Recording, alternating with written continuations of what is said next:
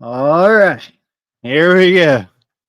Whoa, okay, I got to get used to this setup. The camera is there. Okay, let me figure this out. All right, I'm going to do it like this. Welcome, welcome from all over the place. Welcome to Beyond the Veil. Okay, there. I think that'll work even better.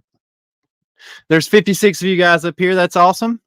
Well, I have 56 of you guys up here. If you guys don't mind, read the bottom of the screen and make sure you like, share, subscribe. You can even thumbs down this because it still jumps in the algorithm. It really doesn't matter to me.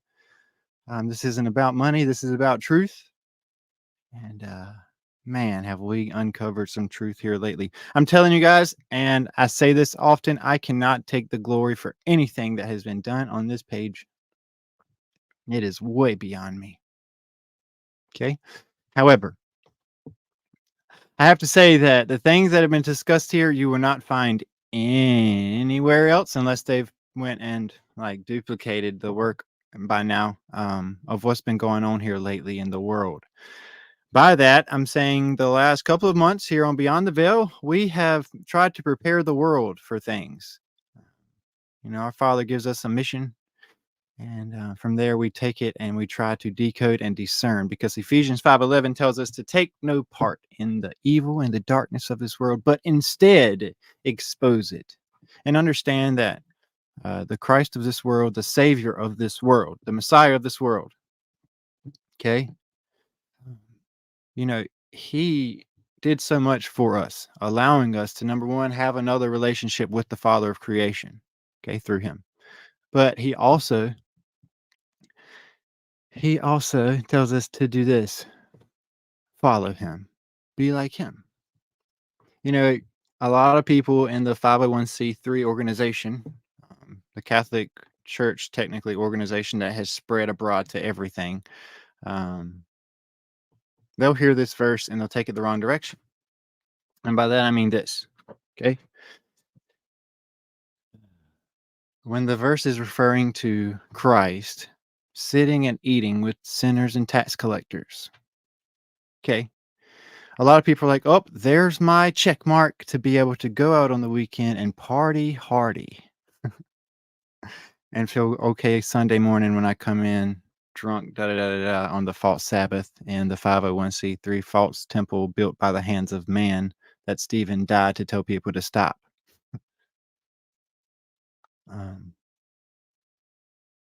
You know, it's crazy. Because of that, we have blind teachers in there that think that they are teaching the right things, like I did too. For those of you that don't know, believe it or not, with all these tattoos and everything else, was covered by a button-down tie and everything else that you see in a church organization. I was a pastor for 3 years and a Dean's List student at Mid-Atlantic Christian University, who I found out is literally tied all into not just Freemasonry, but man, so much blasphemy. I would take tests. I would make grades that were amazing. It blew my mind because in high school I couldn't do it.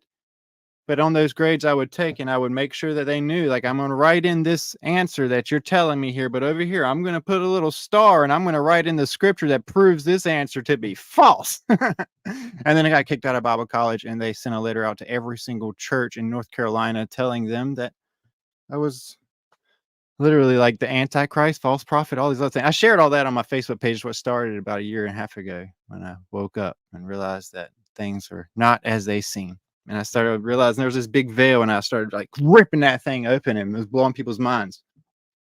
Okay. But see, when you read about Christ sitting and eating with sinners and tax collectors, you don't understand. Yes, Christ knows, you know, he knows us just as the Father knows us. Okay. But he also knows us because he came and had interactions with us since the beginning of time, and actually even with John as well in Revelation. And we learn again when he returns for the millennial kingdom. Okay, which we're not getting into tonight. Okay, what he's doing is this. He knows us because he has sat with sinners and tax collectors. For example, you know, when Moses and all of that stuff happened in the wilderness, and they would be up on mountains, and next thing you know, he'd come down and the people were like sinning like crazy.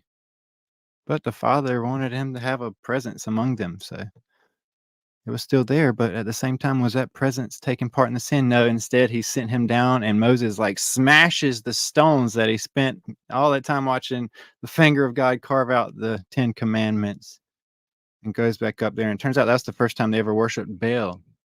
Was in the presence of the Lord, which means in English, Baal, thanks to the English language, the language of the beast, in the time of the final deception of the beast in the end. You know, speaking of that, is this the whole point. Because that he has watched what the enemy has done, Alpha, Omega, beginning and end. He knows everything, all in between. Talk about time travel. Well, because of that, you need to know this. Man, he knows the mistakes we make. That's probably why he was the only one worthy to die a sinless, spotless lamb that took on our sin and painted our doorpost so that he could be our Passover lamb when the angel of death, Apollyon the destroyer, comes to destroy. That he warns us about. The Father warns us through the Son. What kills me is this, like, as far as names, I don't know if you've been picking up on this, like in the last 3 decodes. You need to be careful, like in general, I don't think anybody truly knows the names. But I know when he comes, he's gonna wake us up. Like truly. Everyone will know the name. But I know this. I have proven in the last couple of days, every culture talks about a father, a creator of all things, and a son, a savior. And then it talks about everything else in between. I literally proved the Bible from beginning to end to be proved like true over the past couple of months, just the past couple of months. Not to mention the years that I've been studying and researching and digging in the ministry and school and in love with the Bible in between after losing my son. And I had no choice but just to pick it up and bury my face and wipe my tears with the pages. You want to know how I learn? I want to. Not like, oh, I'm in church and it sounds good. I'm going to read my Bible this week and da da da da. No. I want to read my Bible as the church people, and I want to read it on the way out of the house, in the car, on the way out to serve people in between. Have it on my phone, have it in the background, have it in my mind. Talk about a decode. That's what it means. Okay? And because of that, you need to realize you've been lied to. I've proven this. I've proven that there's an ancient serpent that was here in the beginning and has gotten so big that it's called the Jormungandr, Earth's necklace, and it's talked about in the Bible as Leviathan. That great fleeing serpent. You know, that Job says word for word, and Isaiah, that the final thing that's going to happen is literally the slaying when the Father once again sends his son. You know, if you're going off the 501c3, Yahweh sends Jesus to slay the dragon at the end of time after the great apocalypse. You're talking about Nordic, you're talking about Odin sending Hercules to slay his brother, the trickster Loki's son, Jormungandr, the serpent. Meaning Loki had a son and it's Thor's enemy. Or if you're talking about Greek, you're talking about, I've proven, you're talking about Zeus and Hercules. And Hercules being sent by the Father as a half mortal, half God. That's what it says. To do what? To go, and he dies, and there he goes into the abyss of hell. He swims all the way down to save his bride, that lady. And he dies, but then he's resurrected to come back a God and ascends to the heavens with his bride to a kingdom in the heavens. It just started throwing down raining outside when I said that. And you know what else Hercules has to do? Fight the titans that come out of the abyss at the apocalypse and save the world. Now, if you're talking about Babylonian, we've covered in depth over the last 3 days that you're talking about even Gilgamesh and what his mighty slaying that takes place at the end of time. If you're talking about all these gods, it would be pouring down raining in this metal barn right now. I know you guys can probably hear that too. So what I'm going to do is turn the range off and scoot closer, and I'm hoping this works. So we've talked about all that stuff in depth here lately. If you're talking about Greek, also, you're talking about Apollo, who is what? The brother of who? And you got Hermes there and Ares, the destroyer, his brother. And Apollo, supposedly the hero that comes in the end to slay Ares, the god of war and destruction. To do what? He slays the dragon. Apollo does there at the end and tricks and see the same thing. It's crazy to me. But that is nothing compared to what I'm going to expose for you guys tonight. It's nuts. It's going to blow your mind. And I hate it because the thing is like as a kid, you're being taught things in churches and you're like so sure. You're like, I went to Sunday school today, Mom, and I learned that the animals went in the ark 2 by 2. And then you don't even know that that's a lie. They went in 2 by 7 for a reason. There was 7 of every clean and 2 of every unclean. Why? Because, I don't know, animal sacrificing and also meat eating only clean was allowed after the flood. See, but they don't tell you that in church. They'll say 2 by 2 because it's the thing to do and it sounds good with their songs. And then pastors will tell you all these once saved, always things, and they'll read right through what Christ said when he says this, when he says, when you're not producing fruit for the kingdom, you will be cut off and tossed into the lake of fire. It's crazy because, you know, Horus in an Egyptian culture, the good one, well, when he died and came back to life, taking on his father, Amun-Ra, also with the one-eye symbolism, he says this at the end. This is the last proclamation. Men will be judged on their deeds. Do you want to go to what Gilgamesh said too, and the lie and all that stuff too? The same exact story. It's crazy to me. And I know it sounds crazy in here with the rain and storming going on as soon as I started this video, but it doesn't surprise me. I wouldn't be surprised if I get kicked off right now about what I'm really about to show you.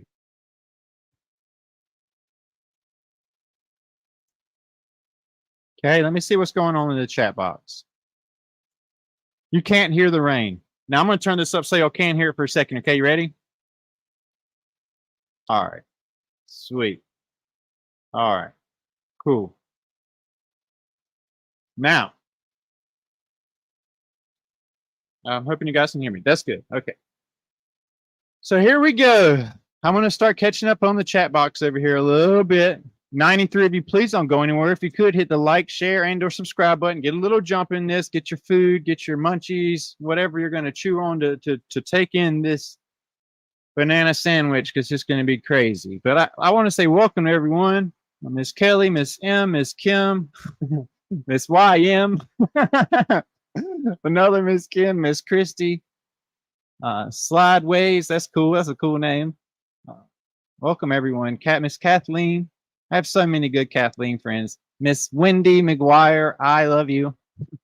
It's good to see you up here. I have so many like mother figures. It's amazing. You know, and those of you know my testimony and stuff, you know, like none of my family really have that much to do with me right now. But man, there's so many women out there that love to look out for little old me. Saying, don't say this, don't do that. Look, I heard you say this on the video. Don't be so rude. Calm your voice down a little bit. There's an easier, nicer way to say that. Little do they know, like, it's just how I talk is how I am. But when I was on my road trip doing baptisms and stuff like that, man, it's raining up. This is what's what happening right now. Hold on one sec, guys. Got such a bad setup here. All right. Anyway, I need to get going with it. There's a lot to talk about. I don't want to get going much off track because it's going to be crazy. But welcome everybody. Hope you're ready for this. Hope you are ready for this. Wait. Me too. Oh man. Here we go.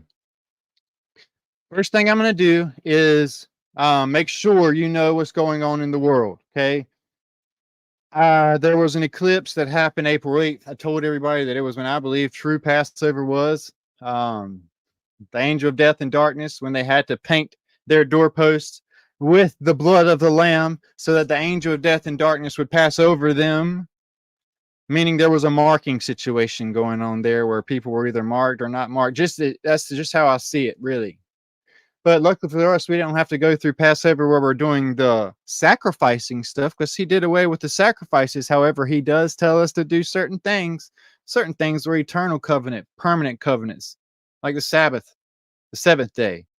The one that, the Father created everything through the Son, Yeshua. Okay? The Father created everything through the Son. It's important to know that. That means the Son was the one that everything was being spoken, created to. When it says that he pulled up the dirt from the earth and created everything from the dust of the earth, well, that's because the Father was creating everything through the Son that was there. If there was walking going on in the garden, well, you know who was doing the walking while the Father was sustaining life up there in the heaven, because he couldn't be in the presence of no one at that point. Therefore, what? Even then, he had sent his Son, which hadn't revealed himself truly who he was yet. It's important to know this stuff, okay? That's why he's like I was there in the beginning, because remember, he said he created greater and lesser light before he created the sun and the moon. Well, he created the lesser light, darkness, first, what the Freemasons call lesser light. And then he created the greater light after, which was everything good was created through the Son of God.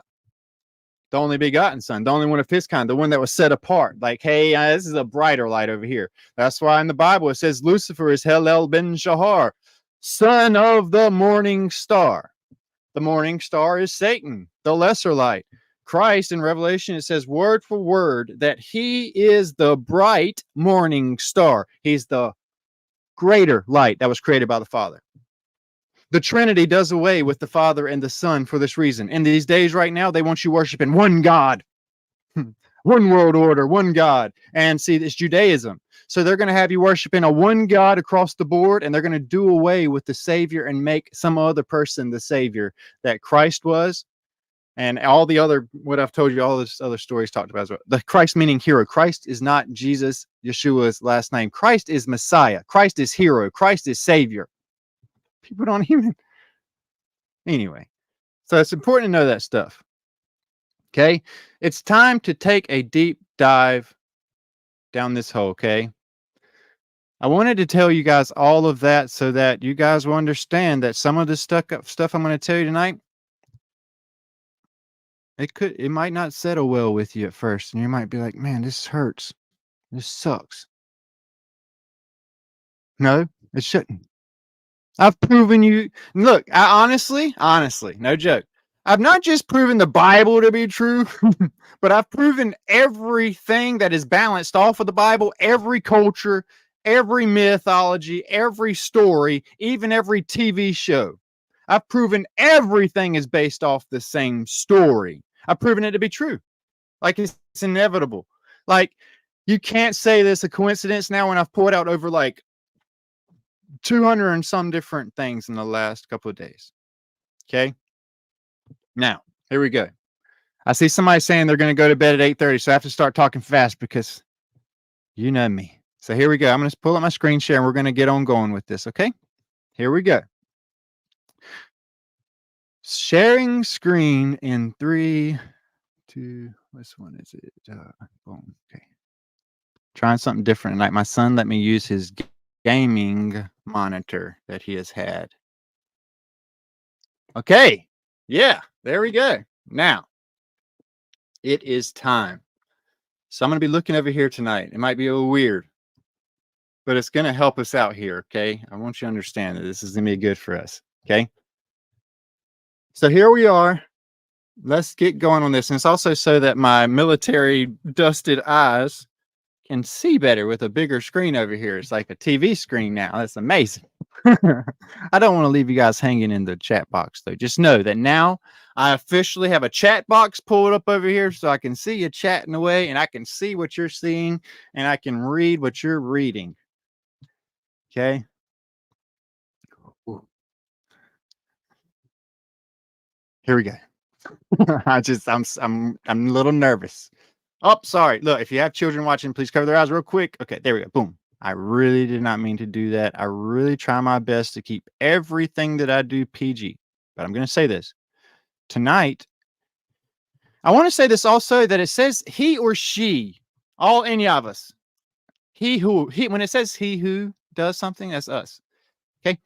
He who leads a child astray, who does something and lies to them, like telling them that a white bearded man is going to come sliding down their chimney and give them toys and stuff for Christmas, and that Easter bunny is going to bring stuff. It says that if a parent or anybody lies and leads a child astray, it is better for them to jump into the ocean or abyss or the sea with a millstone tied around their neck. And yet every single parent in the world, I saw 6 people drop off right then. Every single parent in the world wants to continue to be pagans and lie to them about Santa Claus and the Easter Bunny and everything else before they even tell them the truth about the Word of God, the Most High, the Creator of all things, and His Son, the Savior of the world, through whom everything was created. Okay? So, here we go. We're going to start off with our topic for tonight, Eve. Okay. Let me make sure my chat box is refreshed. There we go. All right. So the first thing we're going to read tonight is this. Okay. Read it with me. If for those of you that are like, oh no, he's doing Wikipedia. Do you know what Wikipedia is before you bash it so hard just because some 501c3 preacher said stay away from Wikipedia? Well, what Wikipedia is, guys, is this. If you don't know, we're learning this. Okay. What Wikipedia is it takes books and writings and things that they hid from us and or the still around today, any books that have those little footnotes at the bottom. Have you ever wondered why they take those footnotes and put them at the bottom of reports, and in college you're told to do it, but you better put in your footnotes?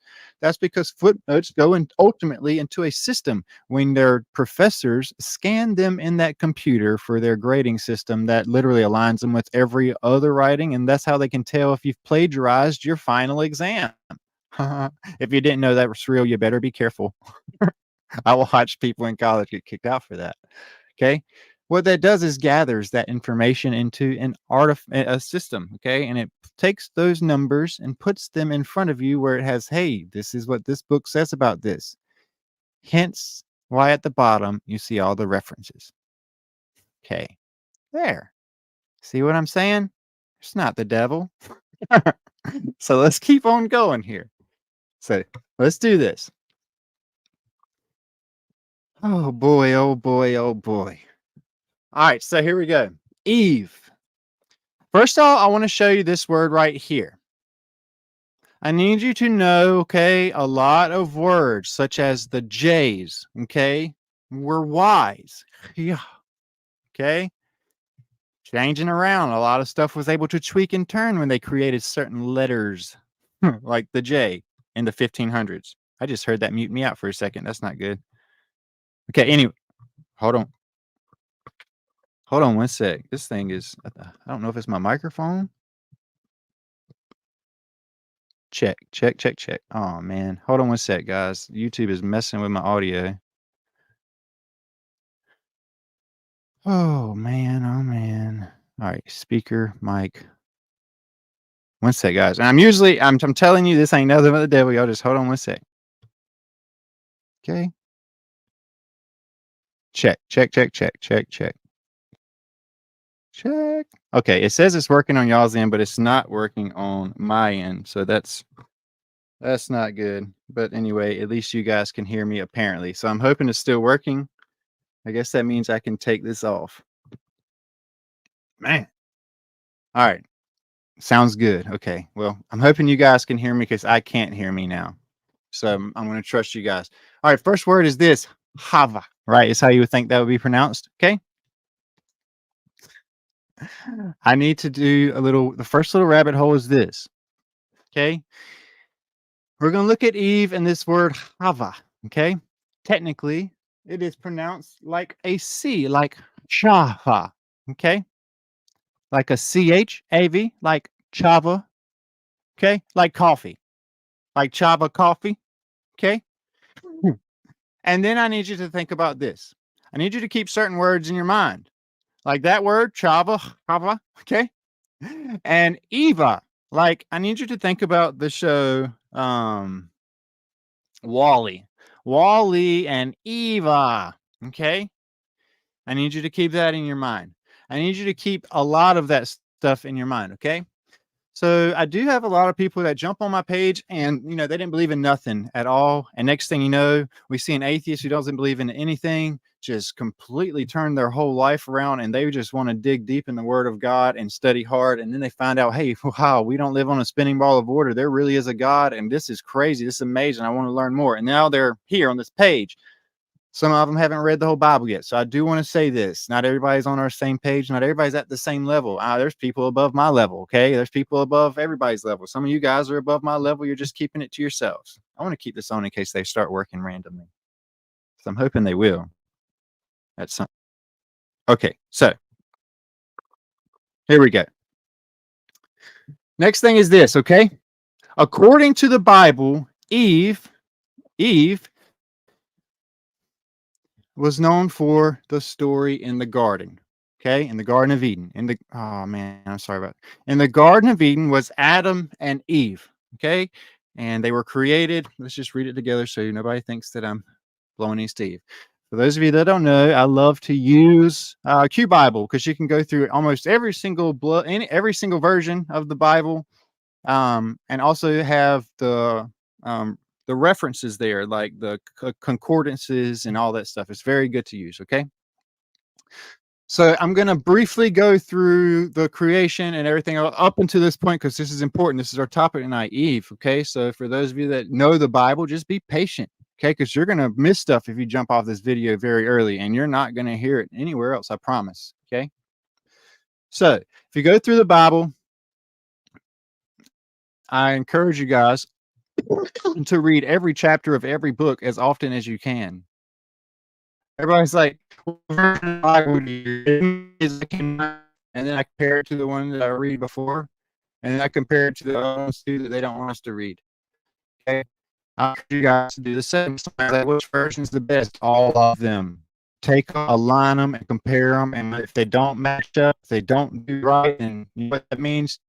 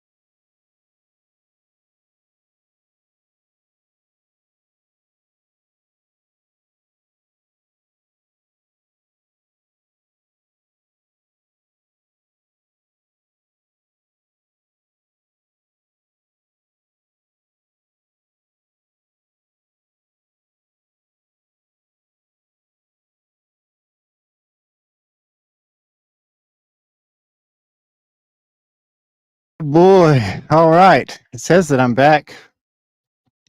I don't know what's going on. This isn't even my stuff. Everything's working on my end, but it's saying that we are back now. So I'm hoping we're good. If somebody can just give me the go ahead that my audio and video is working right now. By the way, this was not me. Okay, I see some yays. That's awesome. Very sorry. I have a lot of people message me all the time that say, "Man, your videos sometimes are sloppy or da da da da." I need you to find somebody on YouTube or Facebook that puts as much information in front of you and with you as I do. I've been looking for people that could do that, and hasn't happened. So I'm trying. So here we go. Let's move forward with this. Okay. For those of you that know how the enemy works, you guys understand that this is how the enemy works right here. Okay. So let's do this. back to this. Okay, I'm going to go through a quick skim. Okay, we know here. Okay, in the beginning, God created the heavens and the earth. We know that. I mean, we're learning that the earth was without form and void, and darkness was over the face of the deep, and the Spirit of God moved upon the face of the waters. Okay, what that means is this is what I've been trying to tell you. In the beginning, there was a separation that took place. The heavens and the earth. Did the earth look like this? Was it Pangea, everything else? No, it was completely different. The greater light had not been in the world. Okay. This was the Most High, in the beginning, God. Yeshua never claimed God for a reason. He claimed that everything was created through him. He claimed to be the one that was before Moses. He claimed to be that one that was there in the garden, the Son of God. Just like the Bible also teaches, yes, Christ is the only begotten, set apart, bright light Son of God. He's set apart because there are other many sons of gods. When it says in Genesis 6:6 that the sons of God came down to the daughters of the men of the earth, sons of God being Satan included, Azazel, Gadriel, Samael, same thing, spread out, three different beings in one, three in one. You have Satan, the accuser up in the heavens. You have Azazel, that great dragon, that serpentine that was there in the garden in the beginning. And then you also have his third form, okay, the dragon, the in between, but that tempter. When it says Gadriel in the garden led astray Eve and taught the men all the blows of death, well, he taught Adam and Eve death literally in the garden. He said, surely you will not die. You will what? Well, see, there's that. And then he brought in death. Okay. And then it says he literally led Eve astray. Okay. It says I'm sounding like a robot. Man, I'm telling you, my stuff's set up right. It's not showing anything. Okay. Let's see if is that any better? I can actually hear myself now. I just reset everything. I'm hoping this will work. Okay, sounds good. See, it's sounding good to some, not to others. Okay, so back to this. I do not want to get off track because YouTube is trying hard with this stupid video. Okay, so here we go. We know that there are sons of God. Okay, and then he even says this later. You are not descendants of Abraham, you're children of the devil. Okay? We know that that's all in the Bible, and it will not be brought up anywhere else in these buildings called the church, because it says the blind will lead the blind. The people in the congregation are like, no, I can't be being taught right. He went to school for this. And the pastor's like, no, I can't be doing, I spent thousands of dollars at a Bible college and a seminary school. Send men everywhere. Seminary. Zionism. Hence why the biggest pusher of the Trinity and the let me pray Christ in your heart in front of millions of people, Billy Graham, Freemason, who led many astray. They don't even see it. It sucks, man. It makes me so mad. But anyway, let's get past that, okay? They don't teach you this stuff right here that I'm teaching you for a reason. Same reason why they took out books and left you with 66, taking out over 20. There's a reason. Because they point out things that you're not going to hear anywhere else. Okay? Some of them we've already covered, okay? That the fact that the deep is literally a deity missing throughout the Bible, Atlas, okay? That's where Atlantis comes from. The Atlantean kingdom is the kingdom of Atlas, the face of the deep. That's why they all have white hair, blue eyes, because it's darkness. When you live in darkness, you have white hair, blue eyes. And see, the Atlanteans, lesser light among them. It says that. If you study Atlanteans in Atlantis, it wasn't the sun light. It was the blue flame light. I've been trying to tell you guys about, pictured clearly in the Atlantis movies. It's where they get their power, the stone, the etheric stone, the blue. Okay, kryptonite, which is harnessed ether, which is crazy.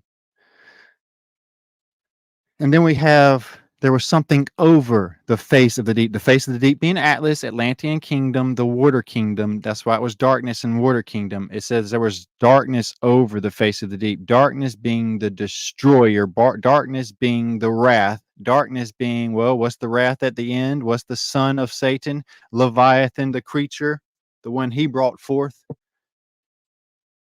the one that guards the abyss, Jormungandr.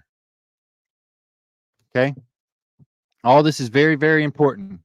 And that's just from the beginning. We've only been through 3 verses in the Bible, and we're not going to go through all this, but you need to understand that the word firmament alone does not mean you live on a spinning ball of water. It's an extended surface that is solid, meaning it's solid, hence the word firm. Okay. And expanse is an area, but an expanse is not an endless expanse. Expanse is an area of coverage, a point from beginning point to an end point. Okay. You also need to know this. The word firmament is of vault of the heavens, supporting the waters above. Must be solid to support the waters above, right? And there's also this. A vault itself is what? A solid container that keeps something precious, your jewels inside that nothing can penetrate and get in or out.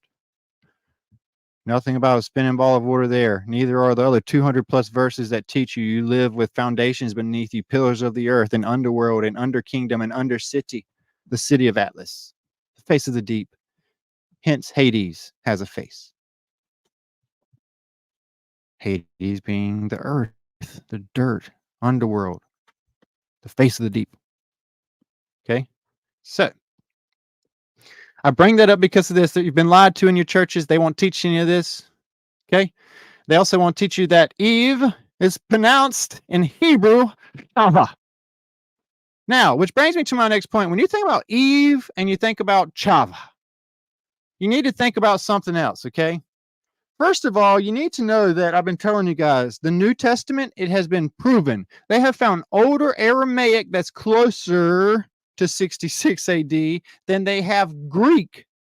Okay, the Greek writings that they're giving you, calling the New Testament, was not written in Greek.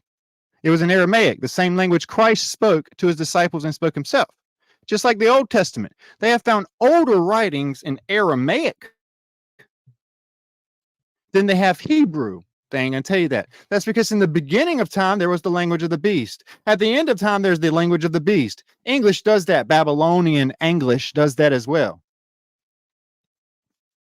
Hence babbling. Blah, blah, blah. Hence the word Bible in English. Babel, Bible. God, Gad. Lord, Baal. I can go on and on and on and on and on. Pray and pray. We pray, he prays.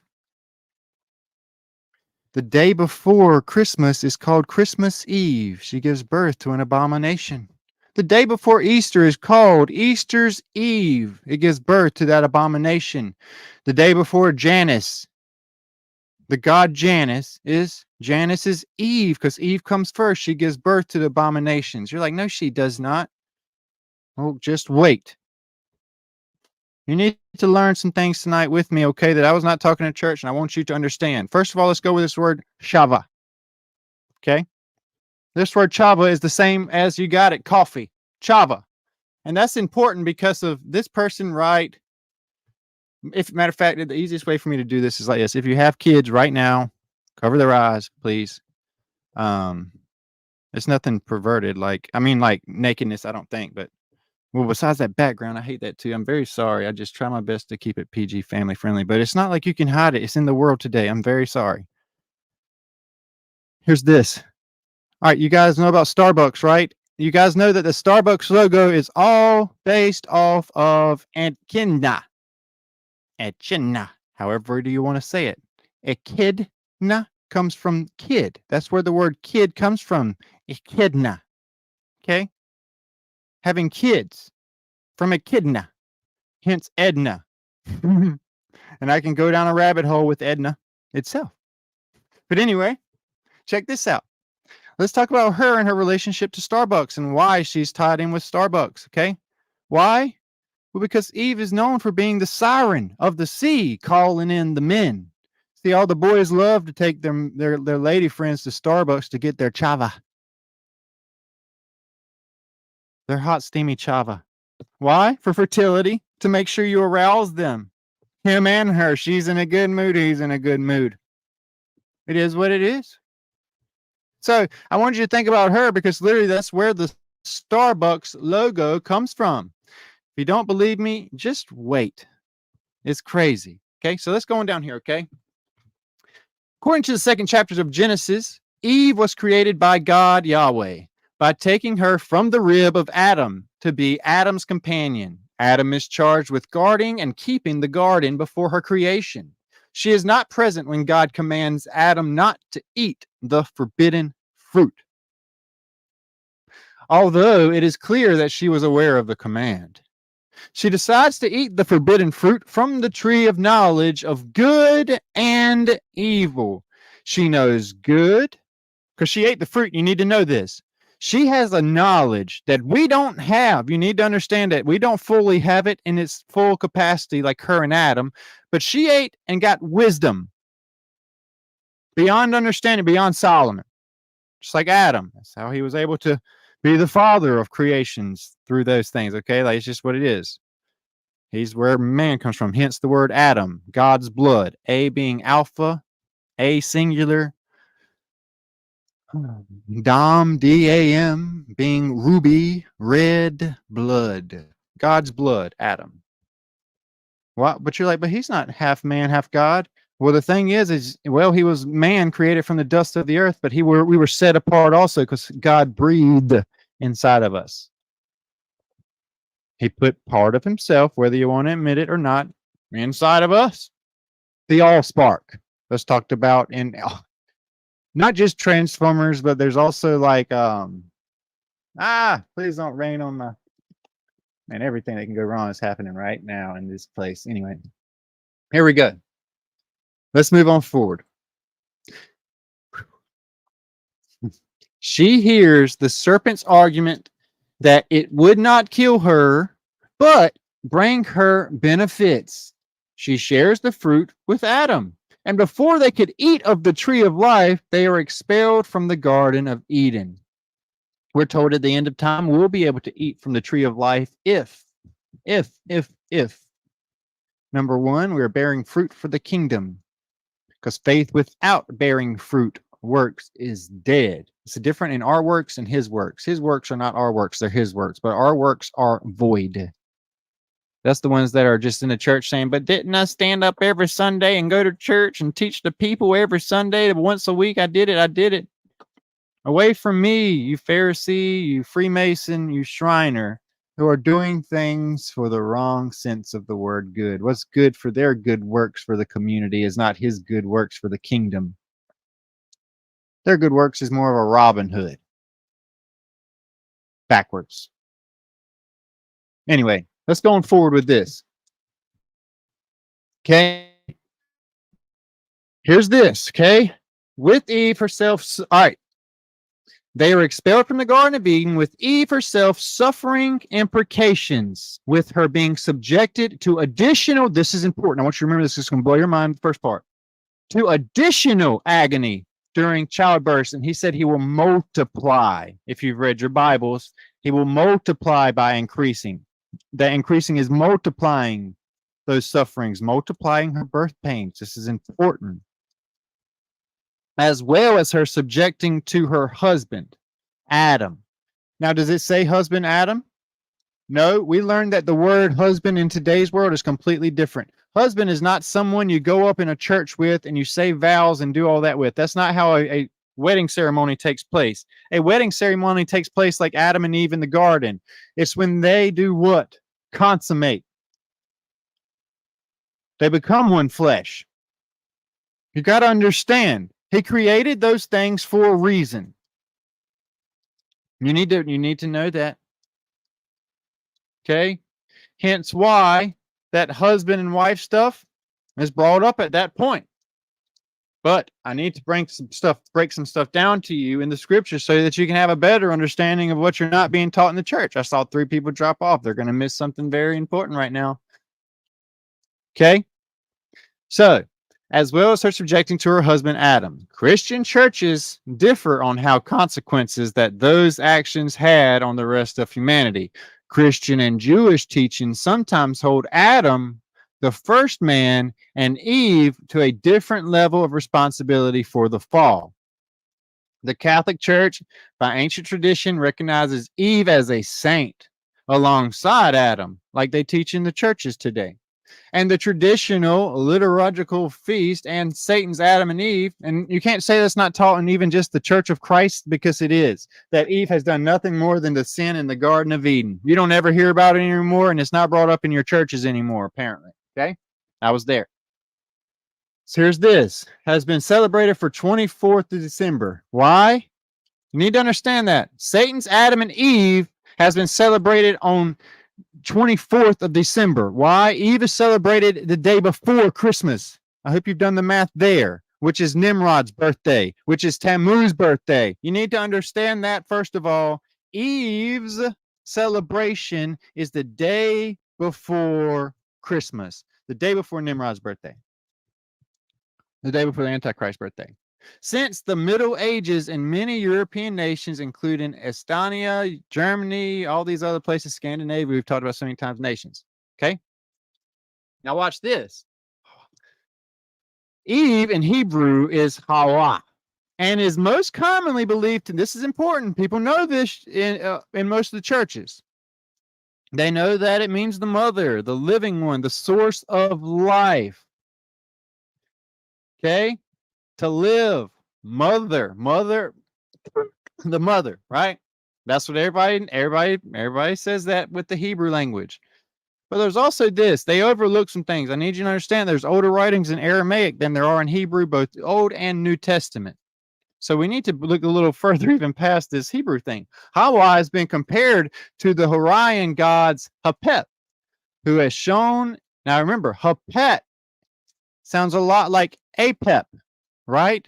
The dragon, the serpent, the female form, Jormungandr, Earth's necklace for beauty, the pretty thing. This is going to blow your minds. Who was shown in the Amarna letters to be worshipped in Jerusalem during the Bronze Ages. Okay. It was been suggested that the name Hapat may derive from Kabua, the legendary Sumerian king that ruled over Kish for 100 years before. Okay, once again, somebody completely different. Then there's this. It has been suggested that the Hebrew name Eve also bears resemblance to the Aramaic word snake. Okay, the origin for this etymological hypothesis is rabbinic pun. Okay, now this you got to understand about the rabbis in those days. The synagogue of Satan, the vipers who were teaching wrong things and got called out for it. They picked fun of this. But then there's this. I need you to remember what they've hid from you and done with the Hebrew compared to the Aramaic with so many things. If you start looking up what the words mean in Aramaic, you get this completely different view of everything, Old and New Testament. Okay, so let's look at this next point. I needed you to read through that a little bit for me because of this. I'm going to X her off so you know that that's behind us. I'm tired of them showing. See, that's what I'm saying. It's all fertility every time from Eve and Lilith. Both of them have the same picture. If you didn't pick up on that, Eve and Lilith have the exact same pictures and studies. Now, here's this, okay? We're going to go back to the Bible real quick. I'm going to prove to you guys that you've been lied to in your churches. And for those of you that follow around on Facebook, you know exactly where this is going. So in 3, we have here about serpent beguiling Eve. Okay, flat earthers are going to be like, woohoo, he's going to bring up this word beguile. Beguile, when the serpent beguiled me and I did eat, right here when it says, the woman says, hey, but the serpent beguiled me. Guess what that word is? Nasha.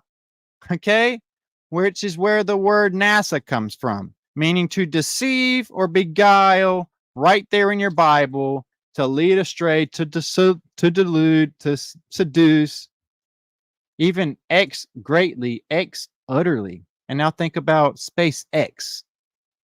Wow, there's a rabbit hole. So now let's go on a little further, okay? Just so that that's behind us. There's this. We know that they did something, right?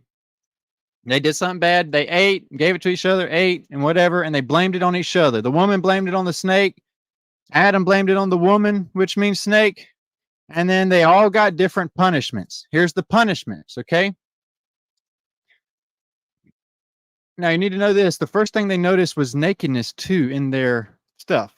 Do I think they had sex in the Garden of Eden? I'm going to go and throw that on the table. No, that's because it's taught later that Cain is born 200 years later, which is 4 Jubilees later.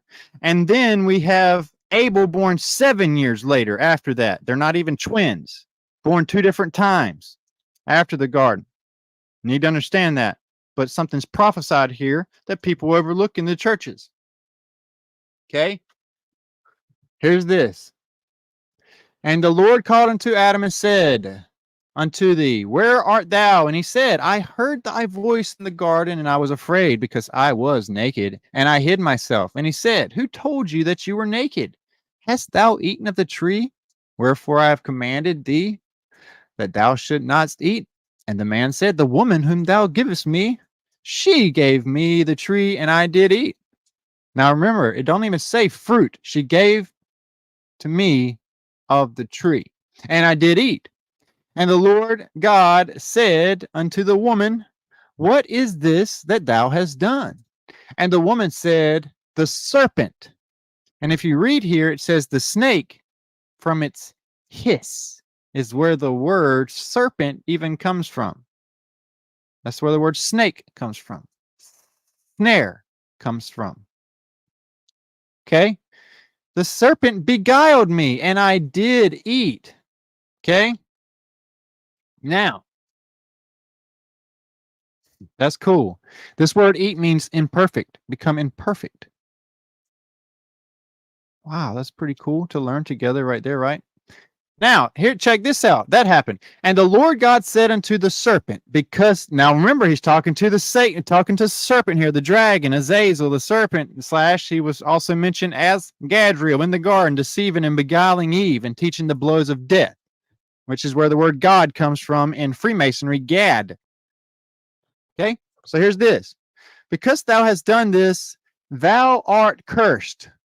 Now, you know where cursed comes from? Well, a form of marking, execrate. So remember yesterday I was telling you about that whole thing about every time he would put a curse on somebody and mark them, like he marked Cain and he became a beast, a wonder of the earth. He marked Nimrod and he became a ape along with all the others who said they would ascend to the heavens, and then the others turned to elephants. Then we read about Nebuchadnezzar turning into a beast in the field. We learn about Esau becoming a hairy man. We learn about the Kandahar giant of Afghanistan being a red-headed, hairy beast. We learn about Sasquatches and all those things as well, coming beasts. We learn about Metatron becomes a man and a beast, a man with wings, and tries to ascend to the heavens when he becomes Metatron as Enoch. That's bad Enoch, by the way. That's Cain's son Enoch, not the seventh from Adam. This is the son of Cain, Enoch, that became Metatron, which we're going to talk about tonight. Okay? Now here's this. Because thou hast done this, thou art cursed above all the cattle, which is another form for what? Whole and any, meaning all the beast, all the cattle. This curse was placed upon him. And every beast, okay, meaning all of them, every single one of these beasts, the ones that are raw, the ones that are fresh, the ones that are fresh water, the ones that are strong, especially the feminine and especially the masculine, life, all of life. Above all else, you're going to be cursed more than anybody else. That's where the scapegoat comes from. The scapegoat took the blame, took the punishment, took the curse for everybody else. Hence why Satan was the one that was bound for 1,000 years. Not everybody else. It was just Satan who was bound for 1,000 years. The Titans and the people lived in harmony for 1,000 years. There was still sin, okay, because there was still sin for people in the world. There was just not the tempter, the accuser, okay? However, it says it clearly in Isaiah, they're still the sinners. They die at a younger age, but the ones there's others who live a long, fulfilling life far beyond that. And if they die below 100, they're considered a sinner. And it says that there's still death and still working and day and night during the 1,000-year reign. And that comes to an end. And when Satan's released and causes a flood, when he spews out, when he's released from the heavens and cast back onto the earth after 1,000 years, and it says word for word that he spews out water after the woman, but the Father uses the earth to swallow it up to help her. This woman is a very, very, very important topic tonight. Okay, are you ready for this? Let's look into this. Notice the curse on Satan. He became a beast upon all beasts, but also he does this. What does he do? He says this. You shall, upon thy belly shalt thy go. Okay. Once again, that go is another imperfect. Okay. Shall thy go. Okay. And dust shall thy eat. What is this word dust? Dust is clay, earth, mud. We are dust, by the way. My name's Dustin. We are dust. It says, from the dust you came, from the dust you shall return. Okay. That's because he pulled us from the dirt. Adam was pulled from the dirt. Women were pulled from Adam's rib. Okay. So here's this. So we know that Satan was cursed as a beast upon all beasts, and he took away his legs and cast him out of the garden, right? He said, on your belly. But people overlook this. He's eating dust all his days. What is the dust? We're the dust. This is why cannibalism is a thing. This is why all the titans and beasts were known for what?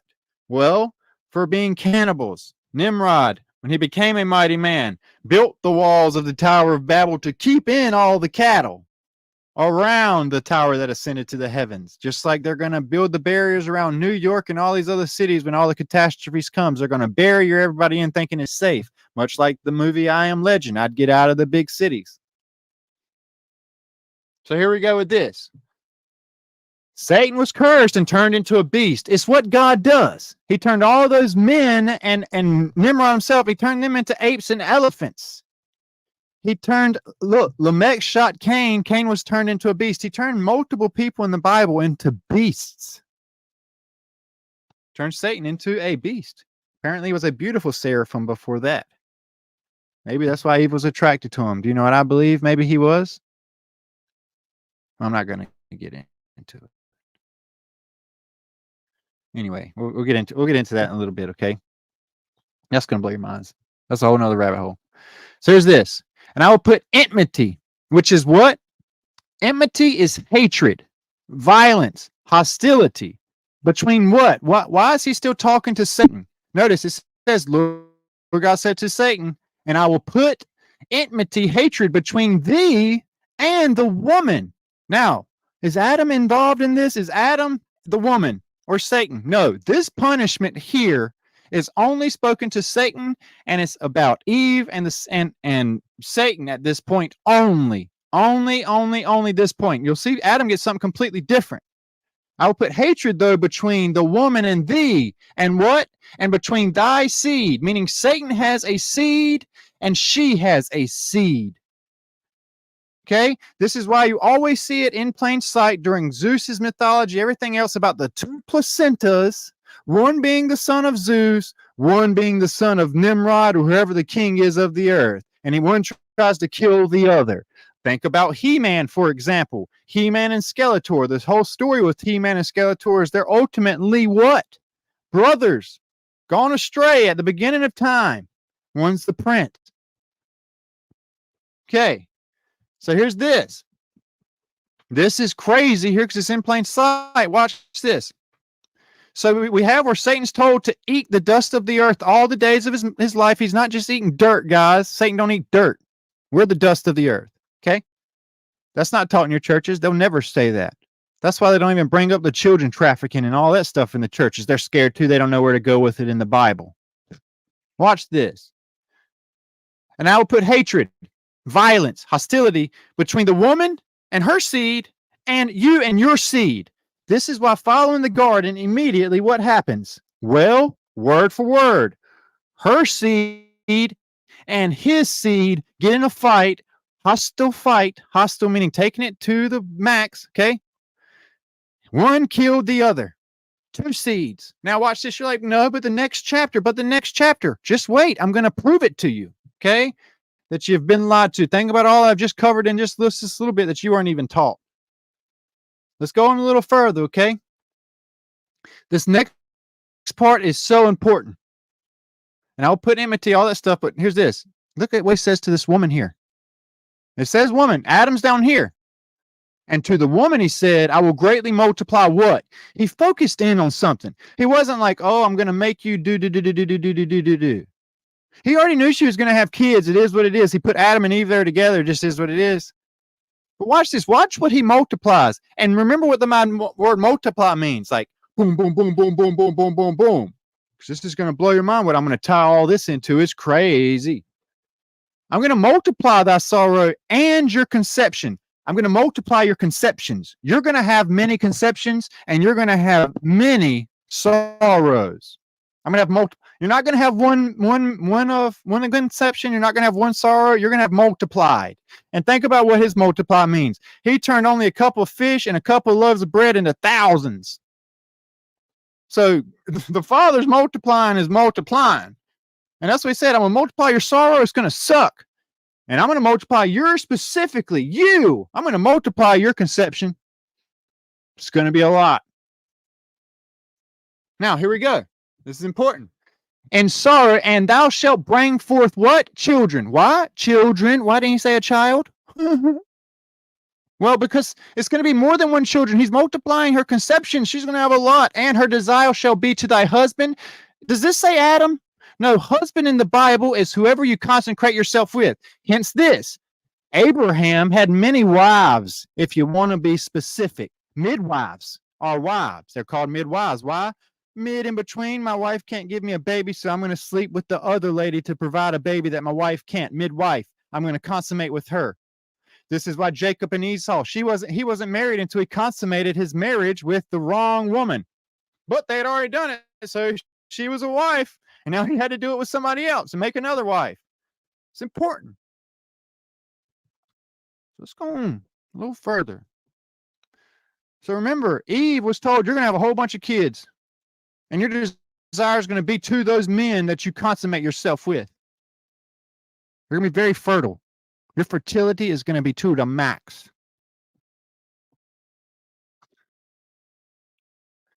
Let's go on and go to the next chapter so I can get to the main point of this, because I got all kinds of slides I hadn't even got to yet. All right, so we're going to go to chapter 4, because this is the one that your teachers, your preachers have lied to you about, including, and I'm going to say this, I'm not calling anyone out. I've listened to the same people for a long time, but in the Bible it says, Ephesians 5:11, that we're supposed to literally shine a light on the darkness so people understand, hey, this is wrong. It's being taught the wrong way. There's two channels in mind that I listen to like clockwork. Both of them teach certain things against me.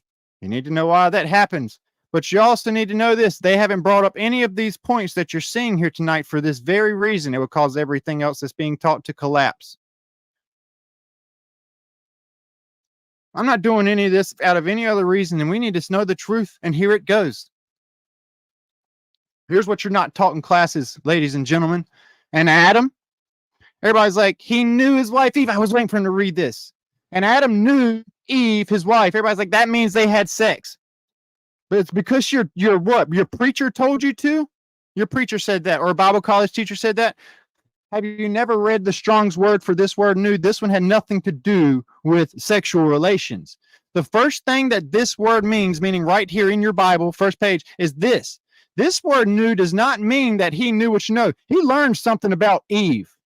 He began to know something about her. He began to perceive something about Eve. Hence the word perceive, receive, receiving something, perceive, okay? Perceiving, evil, deceive. Christmas Eve. Anyway, there's perceive and see. He found out something. Adam discerned something about Eve, now that you know that. He did not have sexual relations with Eve.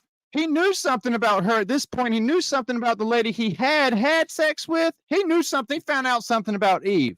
And Adam found out about, was informed about, learned about, was involved in a deception, perceived. He found out something about Eve, his wife. So she conceived. The English word makes it very easy. Conception and Eve and conceiving. Okay, watch this. Conceiving means what? She gave birth. She got pregnant. So there you go. And bare Cain. Everybody's like, well, no, this next part says that she got it from God because my preacher said so. No. And said, I have gotten a man. Everybody's like, but it says from the Lord. No. This word means what, ladies and gentlemen? Let's see the first thing it means. It means against. First thing. She didn't have it with the Lord. She didn't have it in the Lord. She didn't have it him, the Lord. She didn't have it me, the Lord. She didn't have it upon the Lord. She had it against the Lord. She had that child against the Lord.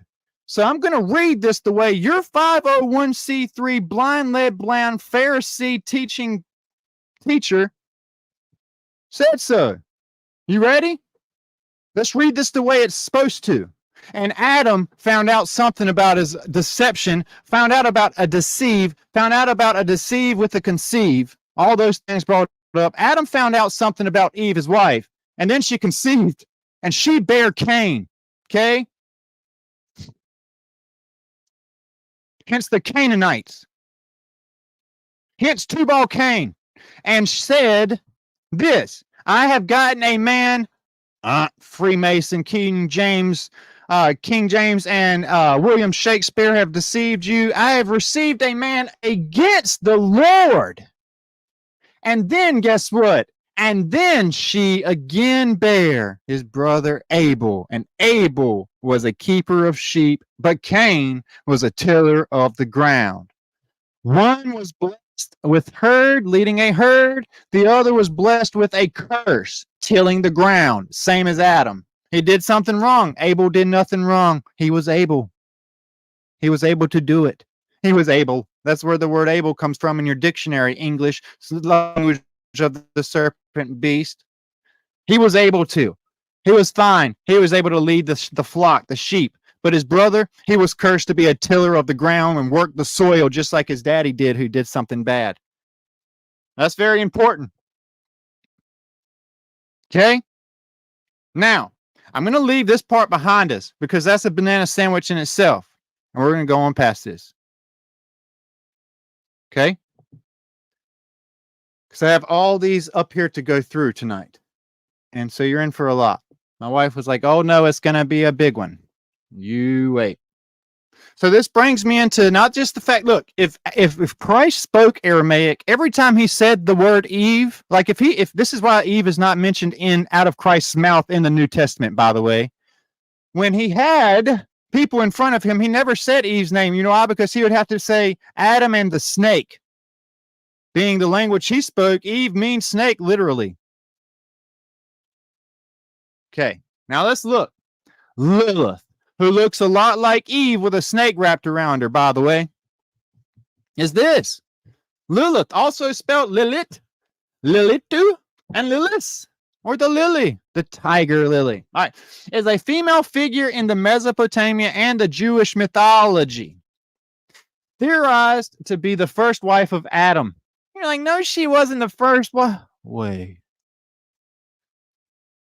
Theorized to be the first wife of Adam and a primordial she-demon, hence the word Leviathan. There were two beasts, male and female. One is an ancient dragon, Gadriel Azazel, that great dragon, who mated with another snake when she became what? A siren. And Enoch, you read word for word. Every woman that mates with a fallen angel was cast to the sea as a siren as their punishment. Why? So they could swim through the flood, make it to the end of time, and understand this. They can't go to heaven or hell. They're doomed to die and be cast on the face of the earth, the worms that shall not die in the lake of fire. They shall not die. Some people are saying there's ads on their end, and I'm not pushing anything, so I don't know how that's even worshiping. But anyway, here we go. Here's Lilith. Okay, she's already referred to as the she demon of the deep. Here we go. Let's see. Lilith is cited as being banished from the Garden of Eden. This is Lilith here, by the way. Do you see the horse? Right up behind Adam. I want to get into something about a minotaur and how they are known for swooning and swaying ladies, and how in Percy Jackson's, their leader was a minotaur, half man, half horse, and the Trojan horse, and how his legs are cut off and things of that sort. Okay? So here's this. And I want to say this, guys. If you're getting ads, look, I make maybe $140 a month off of YouTube itself. And that's when they don't cut stuff. That's only because I have 3,000 followers. If an ad pops up, look, man, this has been a lot of work. Just click it. Just click skip or whatever. Maybe it might give me a little bit of income, being that Facebook just demonetized everything from me and snatched all of it from me. Okay? I'm sorry that's happening. I can't help it, but I am going to move forward. Now, I want you guys to listen to this. I don't care if the chat box goes crazy. I want you guys to hear this because you're not going to hear it other places. Here we go. Okay, here we go. The original Hebrew word from the word Lilith is taken in the Hebrew, biblical Hebrew, in the book of Isaiah. Though Lilith herself is not mentioned in the biblical text, in late antiquity, the Mandean and the Jewish sources from 500 AD onward, Lilith appears as incantations. What's an incantation? Bringing something forth. This is why, look, I see it. Check it out. I think I saw, here she was. Check this out. For those who don't know, this is Melissa. She helps me out a whole lot up here. She says this, and I can share her testimony. She's told me to so many times. This woman right here has been through all kinds of literal hell on earth stuff, spiritual bad stuff, bad juju. Okay. However, by the grace of God, she has overcome all those things, and now she's on our side, literally exposing all kinds of things with me and with all you guys. All you guys are doing the same as well. This being one of those. When she says we worshipped Lilith on the dark side, she was a big idol. She is the idol, indeed. She's also worshipped by all the elites, and we're going to get to that here in a sec. Thank you for sharing. But let's keep on going here. Okay. All right, check this out. Here we go. Okay, so like you see this tie-in with all this in Jewish mythology and also everything else, okay, up here that we've read, okay? And we have it in the biblical Hebrew and Isaiah. I also need you to know about Jezebel, the spirit of Jezebel, and what that means. I also need you to think about the whole thing with Samson and Delilah, okay? And think about how Satan entered. Look, you guys, I can go on and on and on, which I'm about to. You need to really understand what's about to happen. Okay. Watch this. Okay, so we know about Lilith now and her comparison with Eve, right hand in hand. And also her tie-in with so much occultism, dark magic, everything involved with that being the dark and the light side, okay? Now here's this. I'm going to exit that out so you guys see we're making some progress. I want you to look at something. This is real. This is not fake. Do you guys know about the Lilith owl? Okay, it's important to know that Lilith, okay, in old ancient culture was what? She was worshipped as what? Lilith was worshipped as an owl. An owl. It's a hard word to say for me to say. Lilith was worshipped as an owl. You can see that here. And she also is an owl. Look how pretty she is. She's pretty cute, right? She's even got like a little mini skirt wing thing going on there and her tail feathers back there. Very seductive, huh? Do you see the dark eyeliner around her eyes? This is why Ishtar owl eyes are known as the fertility eyes, the seductive eyes, because she's constantly wearing eyeliner. This is why in Egypt culture, and Semiramis and Isis, both of them together, they're also worshipped with the charcoaling of the eyes for the seduction, fertility worship of the man. I mean, look at those eyes. They just make you want to melt, don't they? Okay. You know what's crazy about this? I've been telling everybody about reptiles and chickens. And some are going to get that.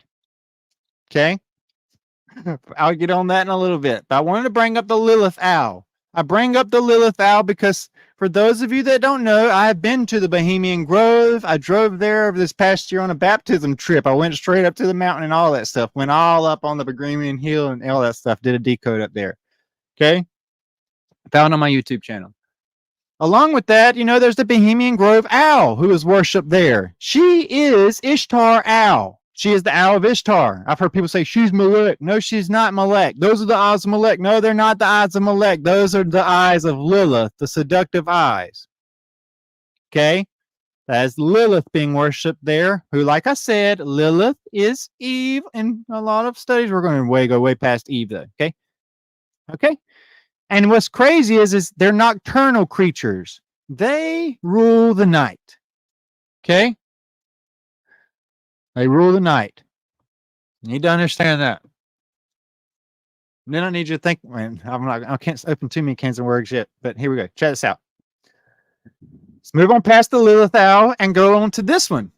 Before I do that, I want to show you this. Actually, I don't think I have even pulled up here. I do have the Ishtar owl we're going to get to, but those of you that don't know, the Ishtar owl is how Ishtar's works with the owl wings behind it. She looks like a fairy, but that's owl. That's an owl. Okay. So let's go into this. Then there's this. You guys know about this girl?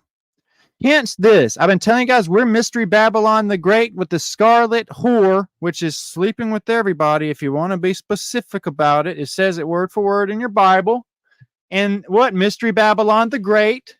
Okay, over in Magog, okay, and she has deceived the world one last time, has deception in Mad USA, Medusa, and we also have the medical system where you look upon the serpent on the staff to heal you before you look at the Father in heaven to heal you through the Son of God. It was even foreshadowed in the wilderness.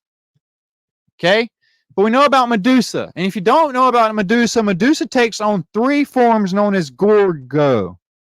Okay, Gorgon. Sorry, I was thinking about Greek. Gorgon is what we're going to say. Gorgon. That is a 3-form thing. That is exactly where in Godzilla, Ghidorah, or yeah, I want to look this up with you. Guess who is technically? Everybody's like, oh, it's the king of Titans. No, watch this.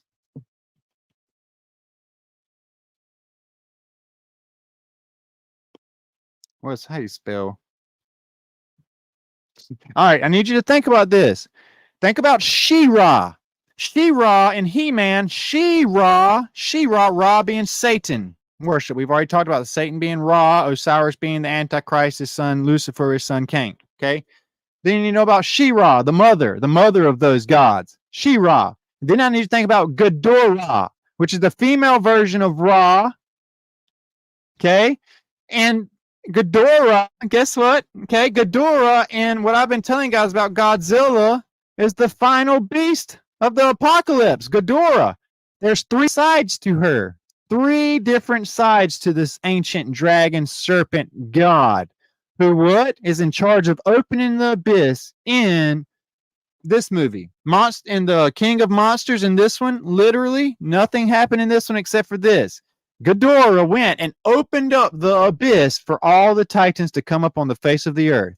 I told you guys, Ghidorah, She-Ra is Leviathan, the guardian of the abyss, the one that opens and closes the abyss, but also is the last and final beast, the one that can take on Godzilla himself, supposedly. Okay, Ghidorah, right here in plain sight. Okay. Ghidorah is the 3 forms of Lilith, as I was saying, who is also the 3 forms of Medusa. Now, what's interesting is this. I told you guys. It's funny. Wrath in the Bible is always talked about Christ coming on the clouds with fire. Well, I told you guys about 1,000-year reign decode, about all of the proofs of the petrified giants, all the petrified trees, all the many things across the earth that was turned to stone and rock. Okay? during what? A great fire that came up. Now I need you to think about what happened with Godzilla and the petrification stuff. Now I need you to think about this. Medusa, Ghidorah, Leviathan, who in Harry Potter was the great dragon in the Chamber of Secrets. Well, the Chamber of Secrets was the abyss that Harry Potter had to go into, and he released the great ancient serpent. What is its name in the Chamber of Secrets? Watch, this is gonna blow your mind.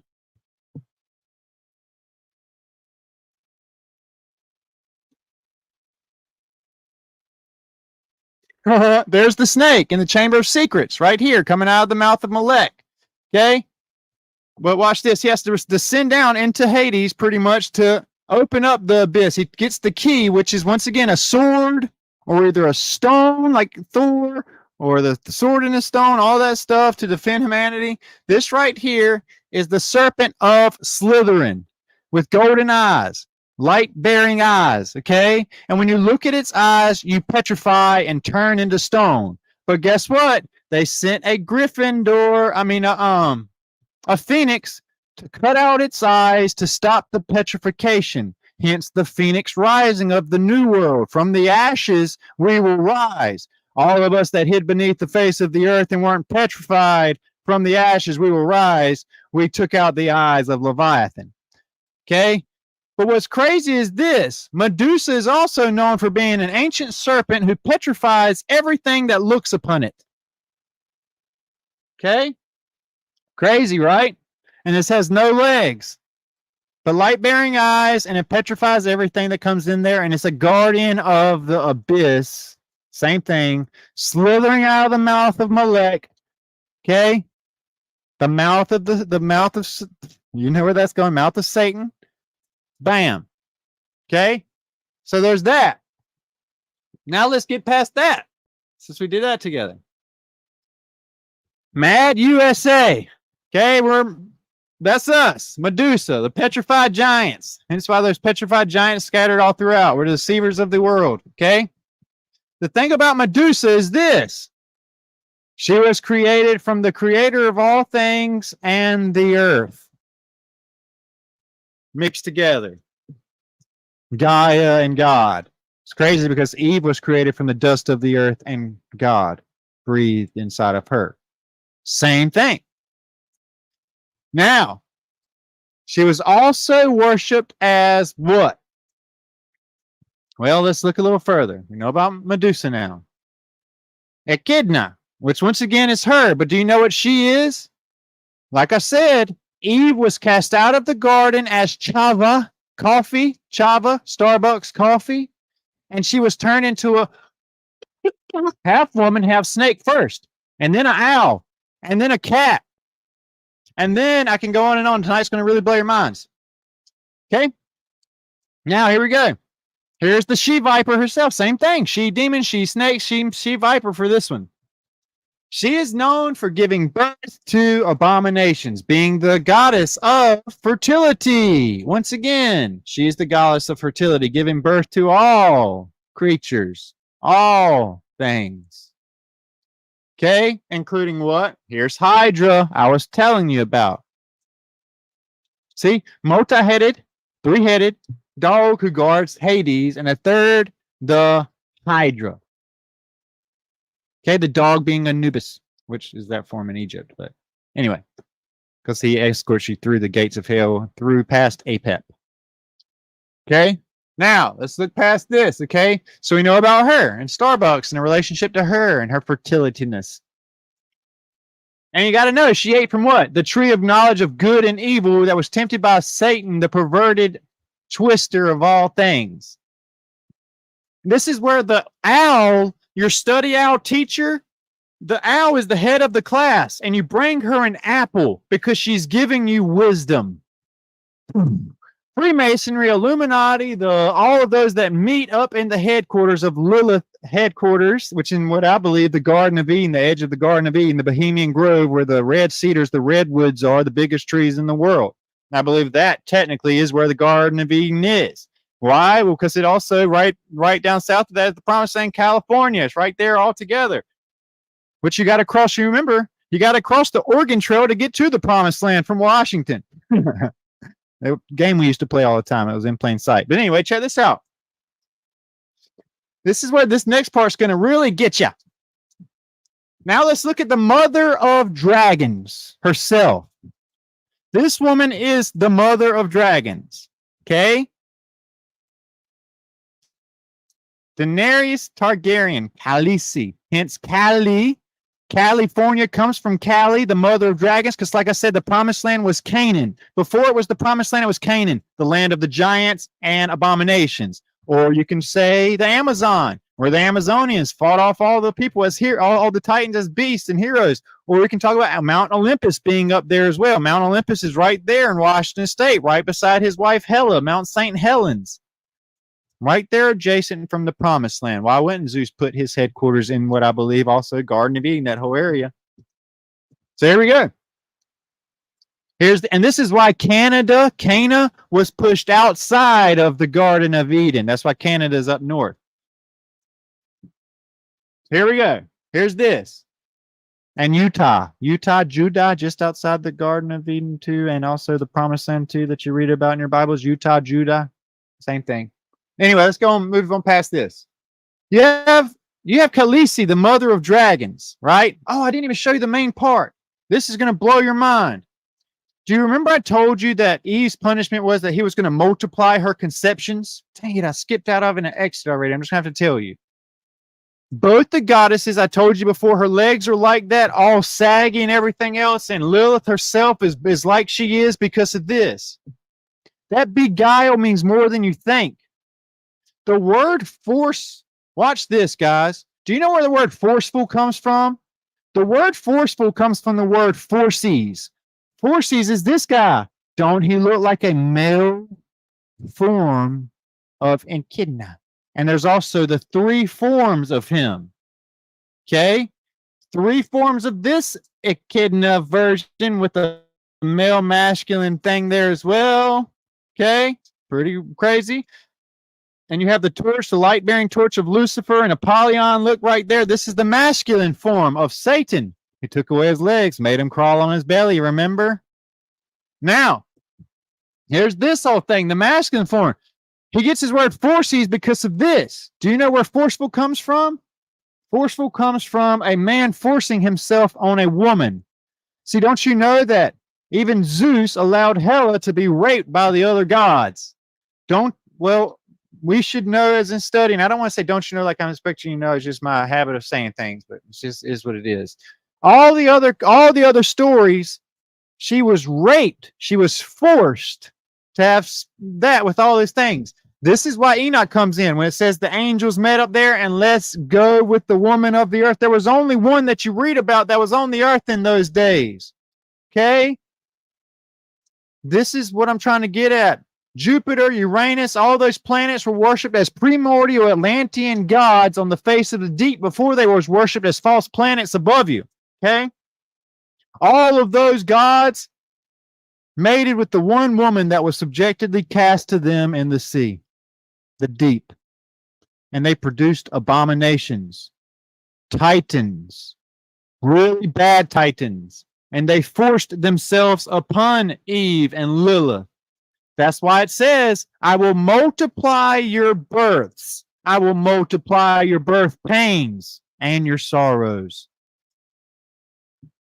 So, forceful comes from all these gods who mated with Eve, producing blue bloods, green bloods, gray bloods, and black, I believe. Green, blues, and grays is technically the 3 you're given in the Bibles, but anyway, here's this, okay? I wanted to show you that because that's important. And once again, here's that tie-in down here kind of for you guys to see with them being pointed out as well. Okay? Forceful is where it comes from, that word forces, which is also the other word for this 3 forms of this, okay? Now, brings me to my next rabbit hole. Here's the story about Daenerys, okay? Daenerys was what? Well, Daenerys was sexually assaulted. Daenerys was raped. Wedding night of them, she ends up raped, okay? But we also know in the story that wedding night, she was raped by all the draconians. Okay, I'll show you. I think I have it pulled up. We talked about the Gorgons. I have to see if it's probably going to come out later. But don't you remember she was with her brother there, and he said, "I'll let all of them rape you if it stands between me and the kingdom," and stuff like that. And then they remember that whole scene about she was there, and they were all doing that orgy all around her and stuff like that. Bad stuff, guys. But once again, she was raped. But do you know what happened in the raping and stuff like that? She was raped by Draco, Count Draco. Okay. And she died, and he died, and when he died, she gave birth to 3 dragons out of dragon eggs, hence the Ishtar eggs. She gave birth to 3 dragons, multiple dragons, okay? Which is nuts, right?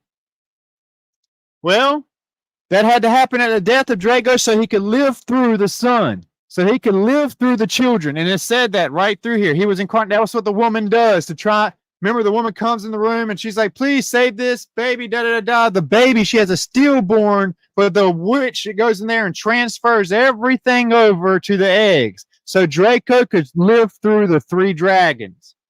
Now, this is important because of Metatron.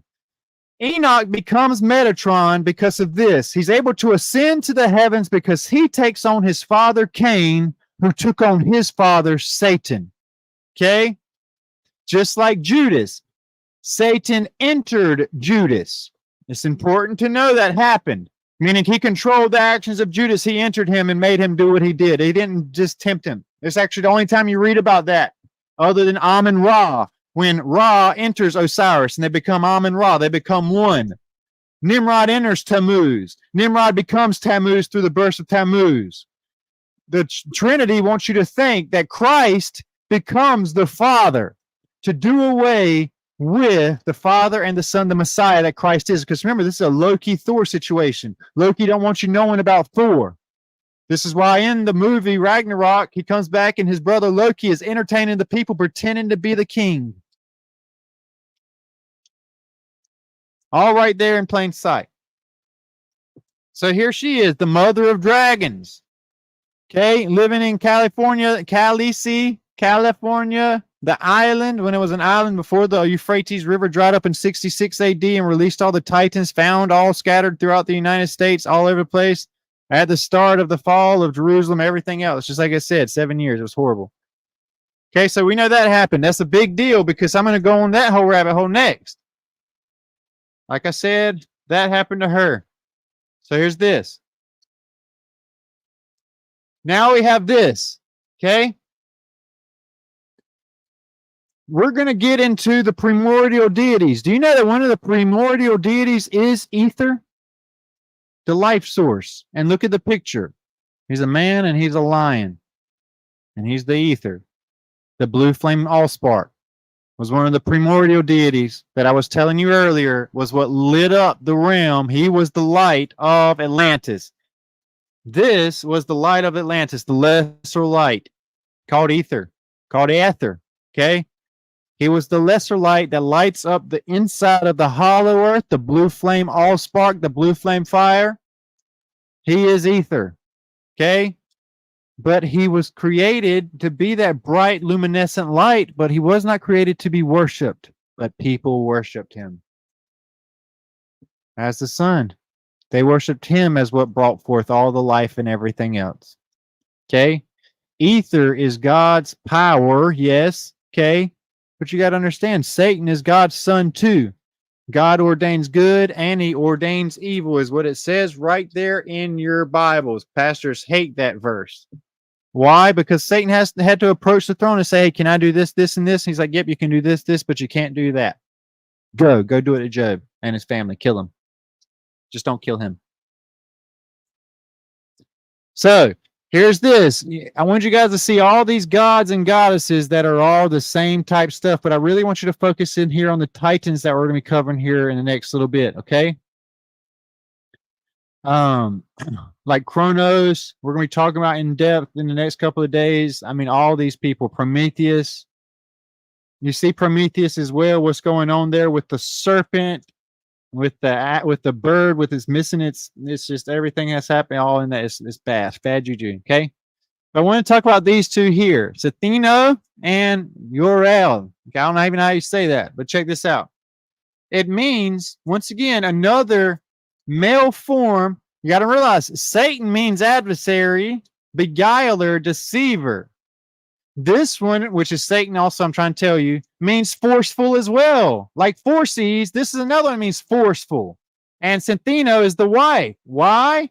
Because once again, Sathino, Medusa, Lilith, Eve, he forced himself, he beguiled himself upon her and brought his seed into the world as well. Remember, if Satan met upon Mount Hermes and said to all the others, let's go down to the women of the earth and do those things. He even deceived them as presenting himself as Azazel. But anyway, let's keep on going. She, in the same thing, is brought up with being the mother of the abominations. Okay? All right. I'm going to try and go forward a little bit more because, like I say, we're a little bit behind. I don't want us to stretch out too long, but we've got a lot to get into. Next thing we're going to look at is this. Now, remember, I've been telling you about chickens, and they're tying with serpents, being the land creatures. They have scales, but they are feathers. Okay, feathers are scales, but they're not like the fish of the sea. They don't have to have hard shells for the depths and pressure of the ocean. Instead, they have light scales, so they can flap and fly in the sky. Dragons as well. There's a common misconception in dragons, I believe, with the way they look on the land and the way they look in the sea. Remember, it said what? God provided them the quail when they were in the wilderness to eat. He also provides the Leviathan for them in the end to eat. It's weird, huh? Both of those in your Bible. That's the last meal is with it. We eat the Leviathan. We eat the giant sea chicken. That's why chicken is the only thing can really eat that's parasite, like almost pretty much parasite free. It's the cleanest meat we can eat right now. And yes, what provided. That's because, once again, think about Eve. Eve was technically created clean. So anyway, let's go a little further. This is a siren, not a chicken. Don't get it confused. I've been telling you guys also. Fish in the ocean, they didn't turn into a fish. They turned into the chicken of the sea. Like tuna, the chicken of the sea is in plain sight. Tuna's called the chicken of the sea, guys. Come on now, you know that. All right, so here we go. Here's siren. In Greek mythology, sirens are human-like beings with alluring voices. They appear in the scene Odyssey, which we talked about as well in the past couple of days. The Roman poets placed them on some small islands called that. And some later traditions, the literary geography grown to flowery island. I don't want to read through all this with you guys too much. You get it. You know what sirens are. Okay, mermaids, ultimately. Okay, they're just not what you think they are. That is a tails of a snake. Okay, not a fish. They have everything. They have you believing so much of the wrong stuff. This is the closest thing. And that fanning out is like a bird's tail fans out as well. If you can't put that together with the flap of the tail of the mermaid fish. For those of you that don't believe mermaids are real, watch this. I remember when I was a little kid, I watched this for the first time on the on TV. I know some of you guys have seen this. Mermaid caught.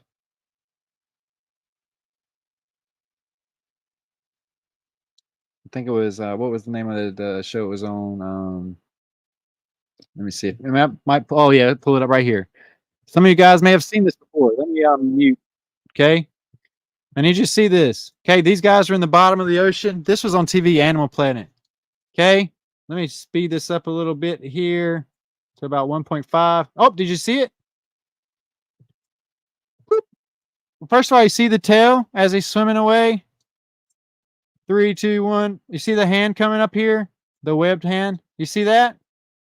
They're in the trench, by the way. The Mariana Trench is where they see this. And there's that mermaid. And they're talking about this for people to see on the now. Look where this is, right out there outside of Iceland, where I've been telling you guys you would find these things. There it is. 2 different cameras. Boom. Boom. All right. So there's that. Shoo. So there she is. And she's got some ocean babies. Okay. Hence the Little Mermaid and Disney's obsession with the Little Mermaid. Okay. Here's this. Let's go on a little further. Now we have Keto. Okay.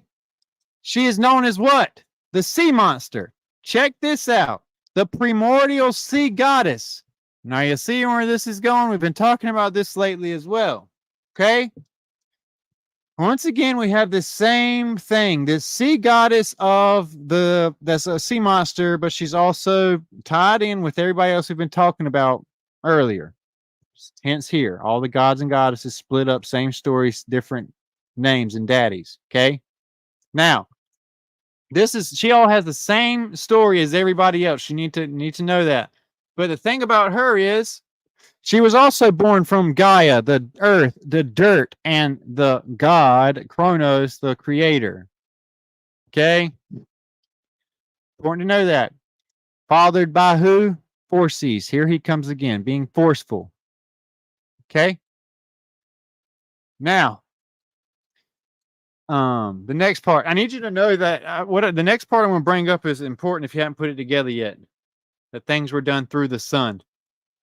Okay? I need you to think about this. Look at who foresees. Forceful is a primordial sea god generated, cited as the son of Pontus and Earth. Classical. Okay.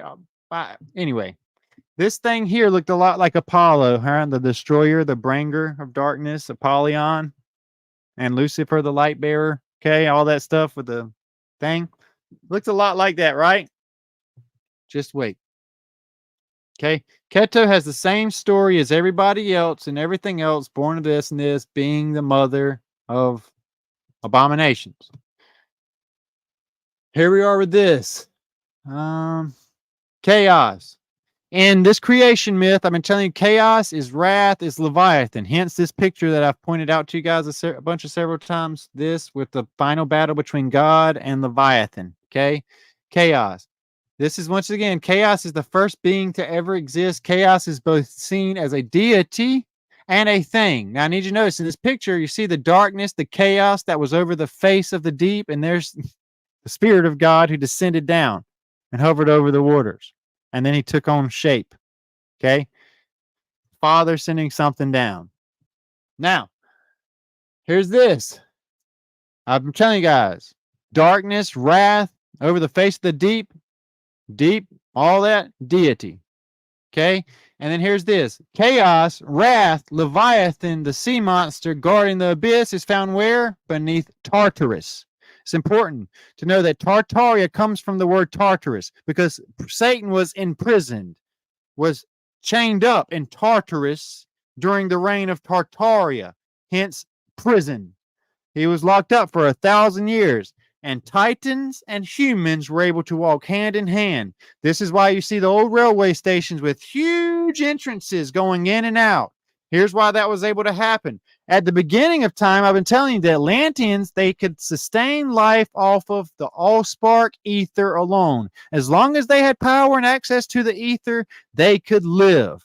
Ether is in the heart of the earth, okay? And comes straight out of the North Pole and causes a magnetic field above and below the earth, okay? Northern Lights, all that at its headquarters. That's why that's happening. There's a magnetic field taking place there. And magnetic fields form a dome, not a sphere or a globe, and they must have a horizon in between, okay? They must have an underworld as well, and a source under there of light, hence the etheric lesser light. This is why Ra would travel in his etheric light, the lesser light, to and fro and up and down in the earth. Okay? But the greater light could only be present during the day. It took no part in the darkness. Okay? But chaos was over the darkness, okay? And then this is once again this whole tie-in. You see who is in this? You have a man with blonde hair and he's all black, and a woman right there, that whole mother-son thing going on there. I bring that up because of this. Okay?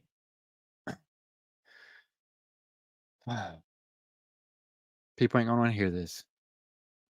I'm gonna have to dig a little deeper first. I still ain't ready for it yet. Just wait. Let's go a little further. All right. Let's look at these titans here, okay? And we're gonna be going over titans here coming up and the different forms that they were. Okay, and we're also gonna be getting in the form of different angelic beings and their shapes and forms that they take and what we're giving to as well. But what I want you to look at is this. This is nuts. Do you know what titans, the word earthborn means? Poseidon called titans earthborn. Do you know how that's pronounced? Catholic. Need you think about old Saint Nick in the North Pole and everything I've been telling you about with his whole tie-in with Nimrod. Okay, and then you think about the Catholic Church. Okay, and then you think about what I've been telling you about being earthborn. The word for that is Catholic, like Catholic, as a form for titans. Why does that matter? Well, because the Pope speaks out of the mouth of a titan called Basilisk. Basilisk is that serpent from Harry Potter that I was showing you earlier. That was the basilisk, the serpent of the deep. That's why he preaches in the basiliska, which is a big snake head. You can see the eyes, you can see everything. He speaks out of the mouth of the snake, out of the mother of the abyss, the guardian of the abyss. He speaks out of the titans in the Catholic earthborn church. Pretty crazy, huh? I want to see if I'm still good here. I haven't even been in the chat box in a while because I've been pretty busy. Wow. Okay. Mm-hmm. Boom, boom, boom, boom, boom, boom. All right, sweet. Now, yes, sweet. You guys are really getting the hang of this. Awesome. I can go a little forward. I just went through some of you guys' comments. It's good stuff. Here's this, though, okay? So we went through that, right? The fact that titans literally means earthborn, born from the earth, and literally the word for that is Catholic. And I did the whole time with the church for that, okay? So, here's this. Let's go on past this. I can exit this one off the list for tonight. We need to look at the 12 disciples, and then we need to look at the anti-12 disciples. Satan and Lilith created 12 Olympian disciples, servants, lesser gods, and the Father created 12 disciples who became the apostles of the church, keepers of the church, right? Now, here's this. I need you to pay attention to who these are.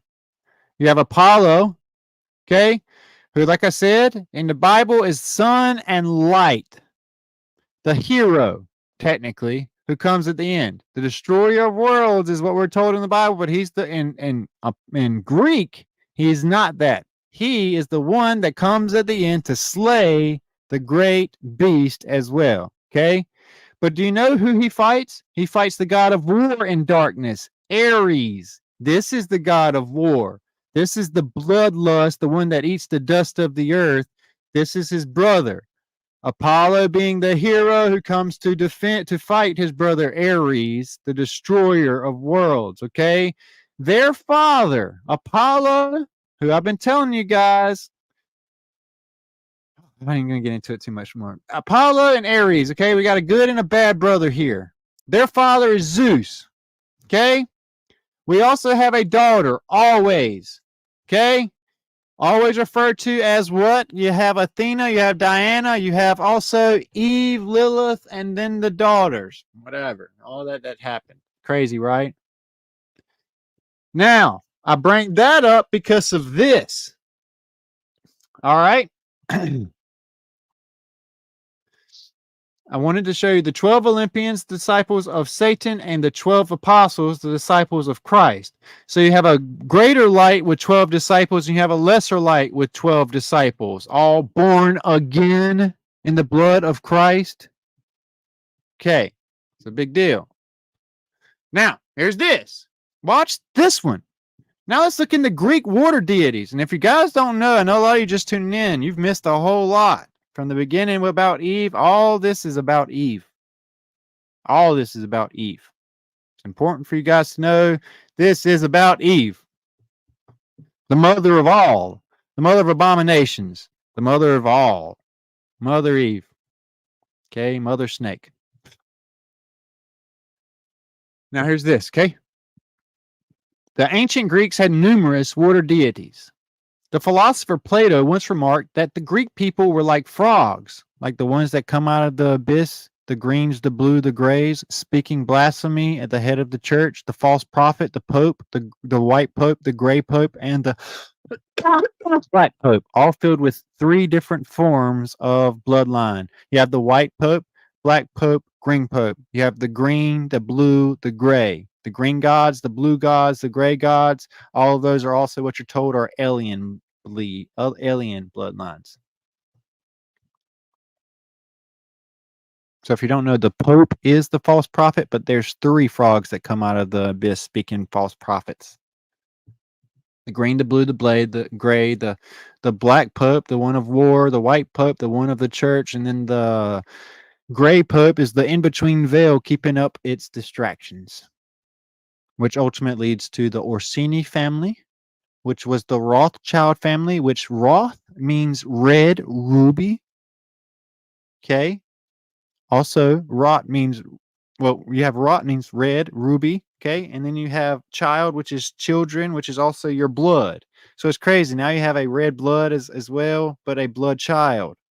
But Adam, and remember in the beginning, Adam, you have Adam being Adam, God's blood.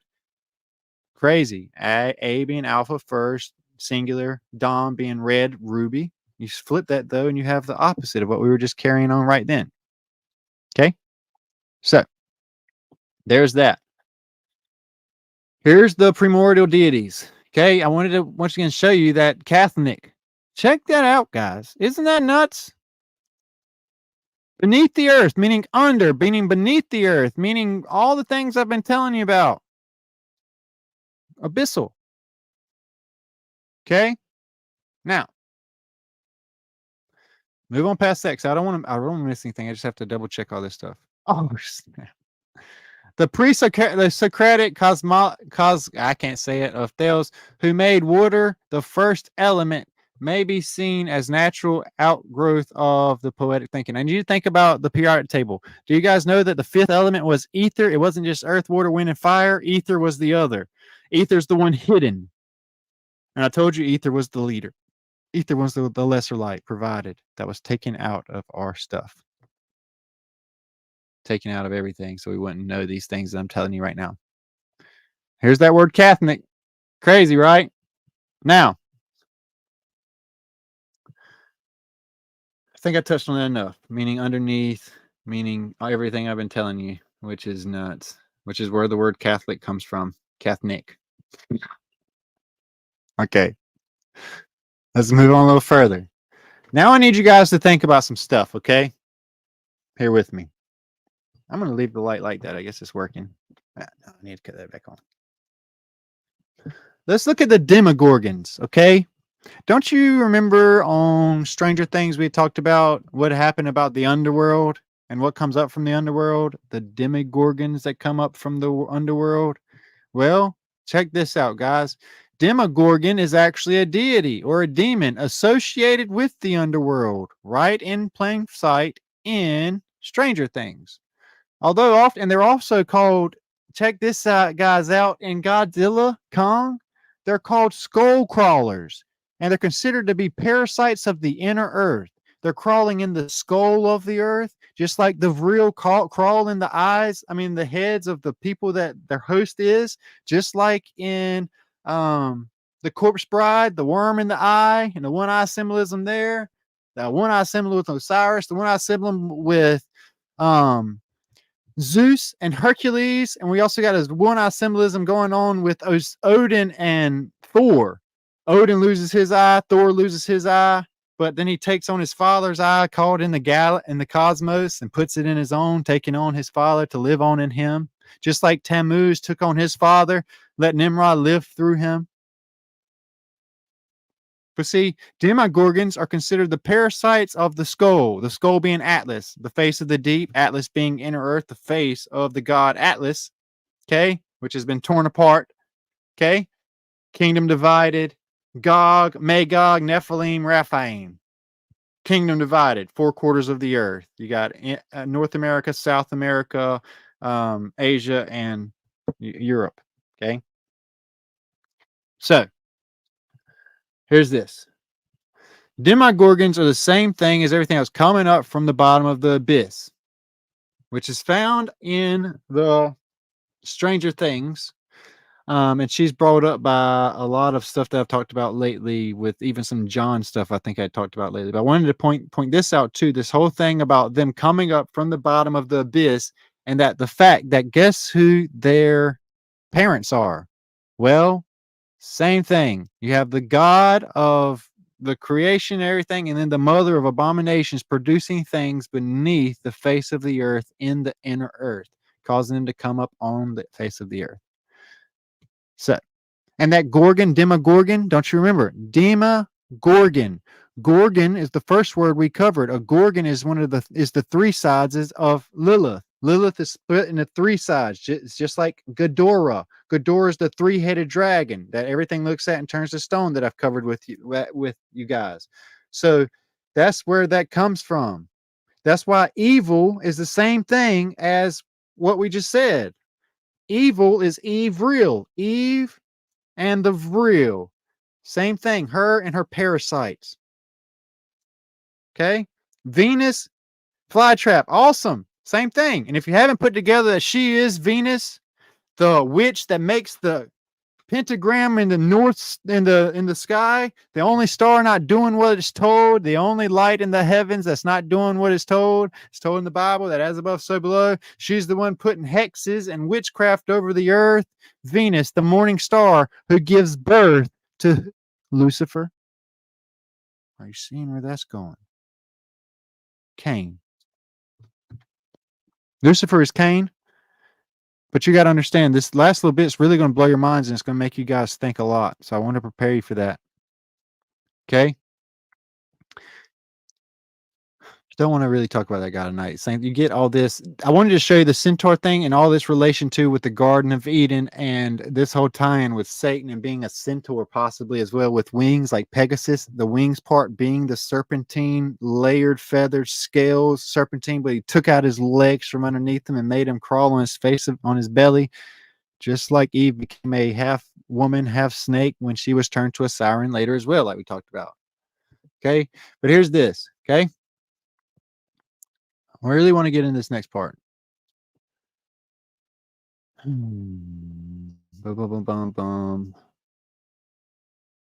I think I was only doing this to show you guys all the looks at these half people, half snake gods is why I had this pulled up. I'm trying to remember because there was so much mess in here, but I haven't got to the main point yet, which is, oh yeah, here we go. This is why I want to pull this up. The word, this is crazy. You ready for this? Okay. The word dragon derives from the Greek word drakon and is Latin for Draco, like what we were talking about earlier. Ancient Greeks applied the term to large constricting snakes. The Greek drakon was far more associated with poisonous spit or breath than the modern Western dragon. Through fiery breath though fiery breath is still attested in a few myths. It's crazy because God breathes life. Satan breathes poison, death. Okay. But here's this. Ready for this? Where's that word at? Oh yeah, here we go. There is also Drake. This is the female. There was a male word, Drakon, dragon, and then they would know it. There's a female word. And remember, I told you the word for Lilith is. Yeah, we've talked about Quetzalcoatl so many times. The land of the feathered dragon is set around that. Hey, I got something cool to show you guys. A rabbit hole with that. I'm glad you brought that up. Do you guys know where Aztec comes from? Azazel is that great ancient dragon who taught them the blows of death and wisdom of tools and crafting, etc. Okay? He taught them technology. Az is Azazel, which is serpentine. Azazel tech, Aztec, Az technology. Azazel technology, fallen technology, Satan technology. Quetzalcoatl, America, the land of the feathered giant, the plumed serpent. But yeah, good point. Here's this. Okay, so here we go. So like I said, this has a male form dragon and a female serpentine called Draconina. The specifically female or she dragon. I was telling you she was called that and many other things. Many other things we've covered already. She was called the street dragon, the street she serpent. Okay. So there's that. That's why I had that pulled up. Let's go on to the next one, okay? Starbucks. Okay, we talked about that. I can get past that one. Now, here comes the kind of scary part and crazy part and what I've been wanting you guys to wait for. So since there's 107 of you that decided to sit and wait patiently, I'm glad because you're 105, 2 more just left. This is going to be stuff that you're not going to hear anywhere, and it's really going to probably shock you because it shocked me. Started doing some thinking. Okay. I've been telling you guys. Since Bad Enoch became Metatron, he became both Satan and the Antichrist, Cain. Okay? Tubal, when he shot Enoch, who was cursed as a beast in the field, just like Nebuchadnezzar and Nimrod and everybody else, Tubal's father, Lamech, shot the beast in the field and became Tubal, Cain. Okay? Which is, like I said, the VRIL initiation society. In old Egypt culture, this is why you see the little worm and the little spoon looking thing and the missing eyes and the coals over their eyes. They would take out the eyes and see these reptilian beings, the worms that shall not die, just like Herod, who broke down as worms. When he died, there was worms that remained. Don't you remember? The worms that shall not die? Well, Deb said, but Enoch walked with God. There were 2 Enochs. I would keep trying to tell you guys. Cain, the serpent line, had a son named Enoch. And then there was a 7th of Adam. Good Enoch and bad Enoch. Okay. It's very important to understand that. So you need to understand this. This would make this. Eve was the woman, and this is going to be a shock to you. Eve was how Cain was able to produce because she was also cursed. This is also brought up and other text. But watch this. My point is this. That would make her both Cain's mother and lover. Which brings me to my next point. Let's start looking at Semiramis. And Semiramis, what the story of Semiramis, here's what happened. As the sun god Nimrod used his sun ray, all right, he died, right? He was killed. Semiramis does something. According to various legends, Semiramis became pregnant after engaging in adulterous affair while married to Nimrod around this same time. Nimrod dies a violent and untimely death. In an effort to retain power and hide her misdeeds, this is what it says, Semiramis makes the most audacious claim.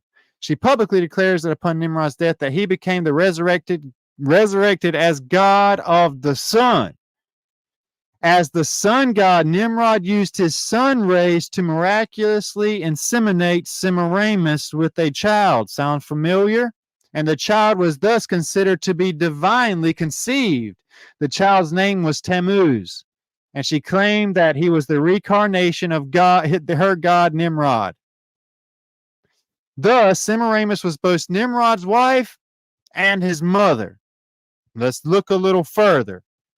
I want you to remember that story. Semiramis becoming both his wife and his wife and his lover and his mother. Because let's read the Osiris story. In the Osiris story, here's what happened. Osiris myth is most elaborate and influential story in ancient Egyptian mythology. It concerns the murder of the god Osiris.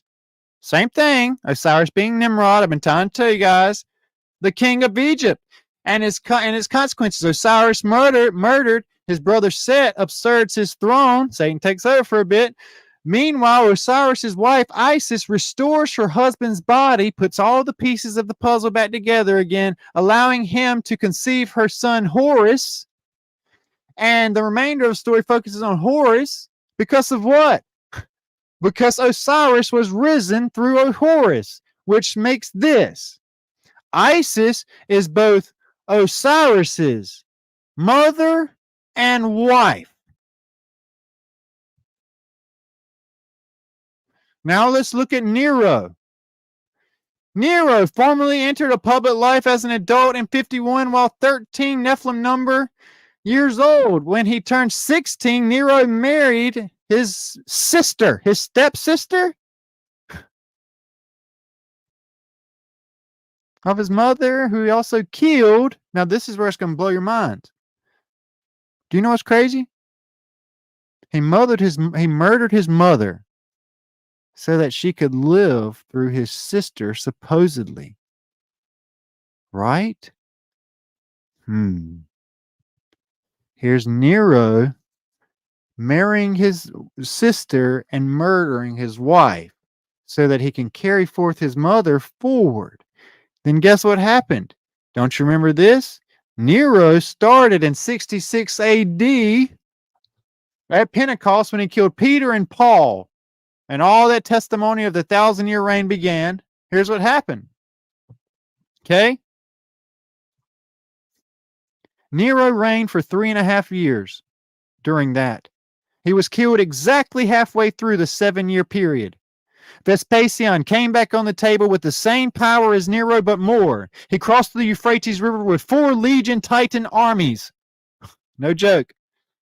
Entered in and deceived them and killed them, murdered like 75% for 3.5 more years. Vespasian took on Osiris Risen ritual, the same Osiris rituals that your presidents take. Vespasian became Nero. Okay? And Nero's mother became the daughter, who then went forward with Vespasian in the background. Now let's go forward. Here's Vespasian. Okay? He besieged Jerusalem, Emperor Nero, everything we've talked about so much. 69, halfway through, 3.5 years in, and in the other 3.5 years, he took over. Legions of Roman Egypt. This is the legion armies. Okay? There's everything I've been talking about with him. Taking on Nero's VRIL and having his mother living through the daughter.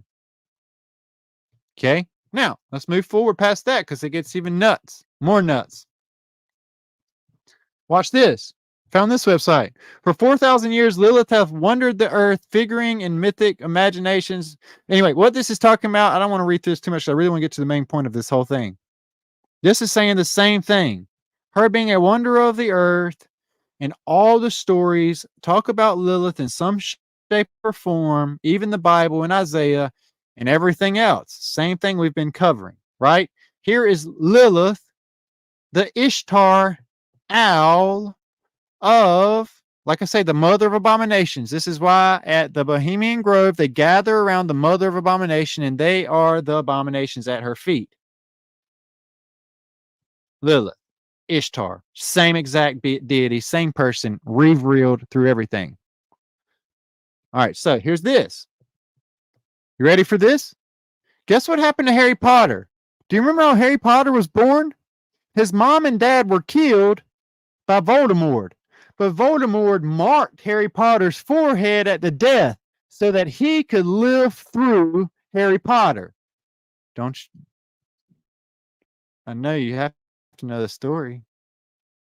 Voldemort being a Horcrux for Harry is unlikely. Oh wait, the Resurrection Stone. So this has everything. The Resurrection Stone had to be in Harry Potter's pocket at the end to get rid of him. Harry Potter had to die, go to the afterlife, and then he comes back to life with the Resurrection Stone. Okay, to get rid of this VRIL that was in his head. Okay, that's how he was able to communicate with him. Harry survived the second killing curse because a piece of Voldemort's soul lived inside of him. Meaning this, Harry Potter was both the enemy and himself. Voldemort was able to be born through Harry. And guess what? His mother, Harry's mother, her name is Lilith. Don't believe me? This is going to blow your mind.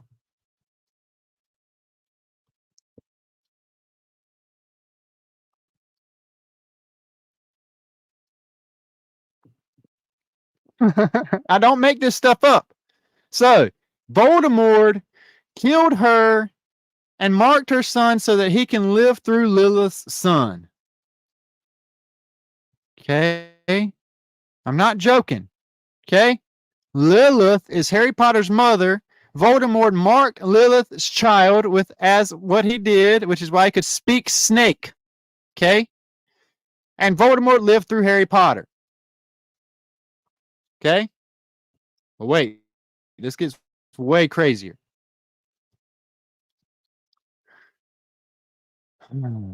So there's this. Metatron. Been telling you guys about. Okay? Metatron, and this is bad Enoch. Good seed Enoch, seventh from Adam. Bad Enoch is the son of Cain who took on his father Cain and let Satan and Cain live through him. Amun-Ra, the first time, the first ever real ritual when Metatron was created, when Enoch became a man and a beast. The first thing he took on was wings as Lucifer. Enoch became Lucifer and tried to ascend to the heavens, but it said he was swatted back down and had his wings cut off. Therefore, he became a beast, a wanderer in the field, and he was shot and killed and became Tubal Cain and started creating weapons to try and avenge himself against God. This is why Tubal Cain becomes Gilgamesh, the great leader that he was, who become also Nimrod, who become Nebuchadnezzar, who became everybody else that you can imagine up until this very point that we've covered today. Okay? Enoch becomes Metatron through taking on his father through reincarnation. Okay? Now, this is where the movie Transformers come in. Metatron from Transformers is the bad guy, the bad version. You have the pure blood Optimus Prime. He's in his prime. He's pure. He's prime. And then Metatron, Optimus Prime's dark brother, the bad, who's mixed and has one-eye symbolism and everything else, and is the mother of his mother is Kronos, who also became her lover, his lover, because Metatron was created by Kronos, but then Metatron created all the other, what are they called? The Decepticons through Kronos, meaning this. Kronos created Cain. Cain mated with Kronos and created the Decepticons. In the Bible, Cain and Eve created the abominations. Okay, here we go again with this, all over and over and over again. Same stuff. He-Man 2, She-Ra. So there's that. Then there's this. Here's where things get kind of scary, crazy. If you know the story of good Enoch,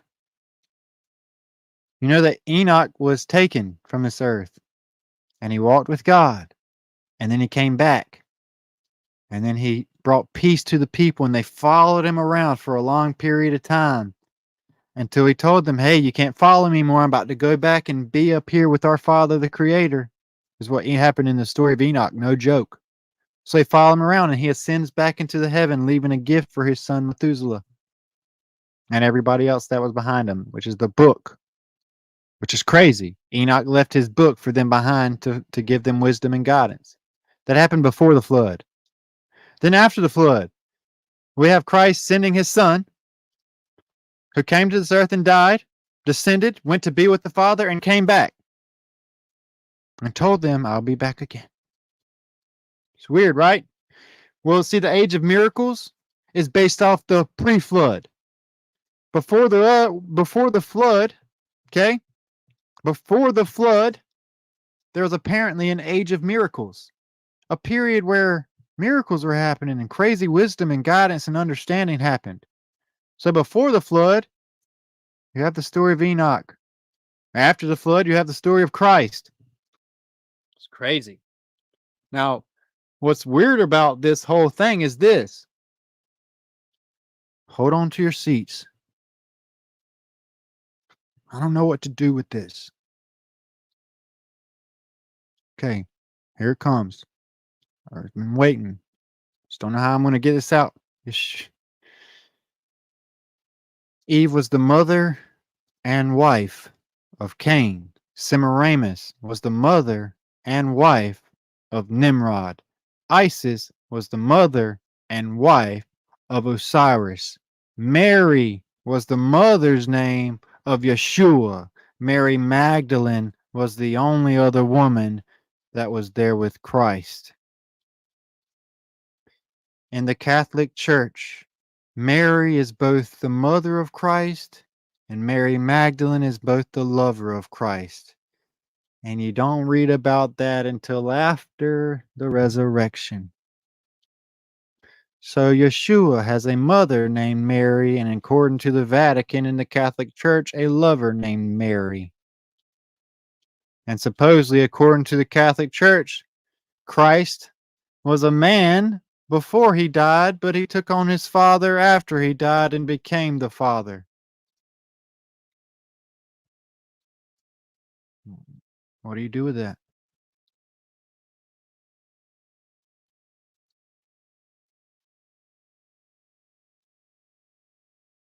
What do you do with that? It's crazy, right? Yeshua had a mother named Mary, and the only other girl with his disciples named Mary, who the Catholics have tried to turn into his lover. Hence this. I've got it up there on the background for you guys for this reason. Hence this. You know where Mother Mary comes from, right? See, Mother Mary is the mother of Tammuz.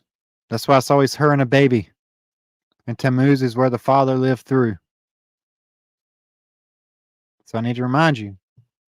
Apparently, Yeshua has a mother named Mary and a girl walking with him named Mary. Pretty crazy. Just thought that was pretty weird. I'm not seeing it really hit you guys yet, though. I see blasphemy, but I'm not seeing really what you're if you're not really seeing my picture here, what I'm trying to get you to see, this is crazy.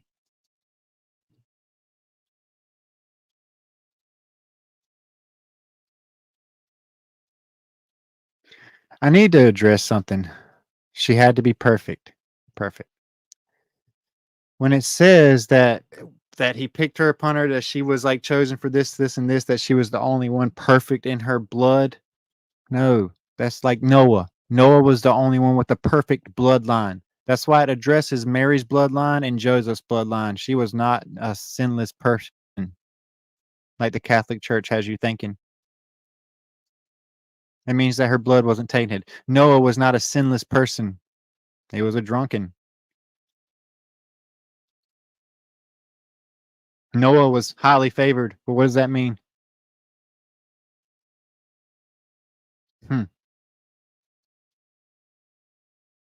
Well, there's that. So now, once again, you have a Nimrod being born through the sun, Tammuz, through Semiramis. You have Yeshua, and you have impregnated Mary, who gives birth to the Son of God, and he has to die and resurrect. And also, there's the other Mary. Somebody says, what am I saying? What I'm saying is this. Over the past 4 days, I have proven this. The Bible is real, along with every single myth and story you've ever been told in your life. They're all the exact same. There is a father who sent his son to sacrifice and to be our hero. No joke, in every single story. Every single story talks about the creation at the beginning, too. This is nuts. The point is, they have hidden this from the world because of what's coming. Noahide. Noahide. The beheading of the saints in the end days.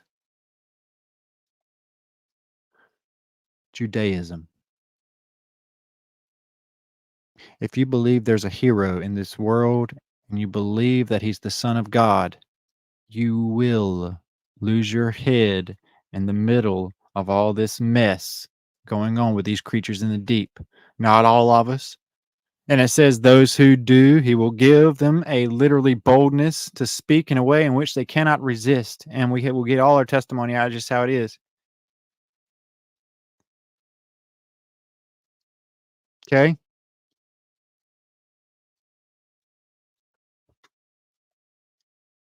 This is nuts to me, especially with this. Oh, no. I have to show you something. Oh, wow. I'm going to blow your minds. Hold on one sec, guys. This is big. Whew. Okay, I remember now. This book I was trying to show you guys. This is going to blow your minds. I think I have cracked something here. Hold on to your seats, okay? This is shocking.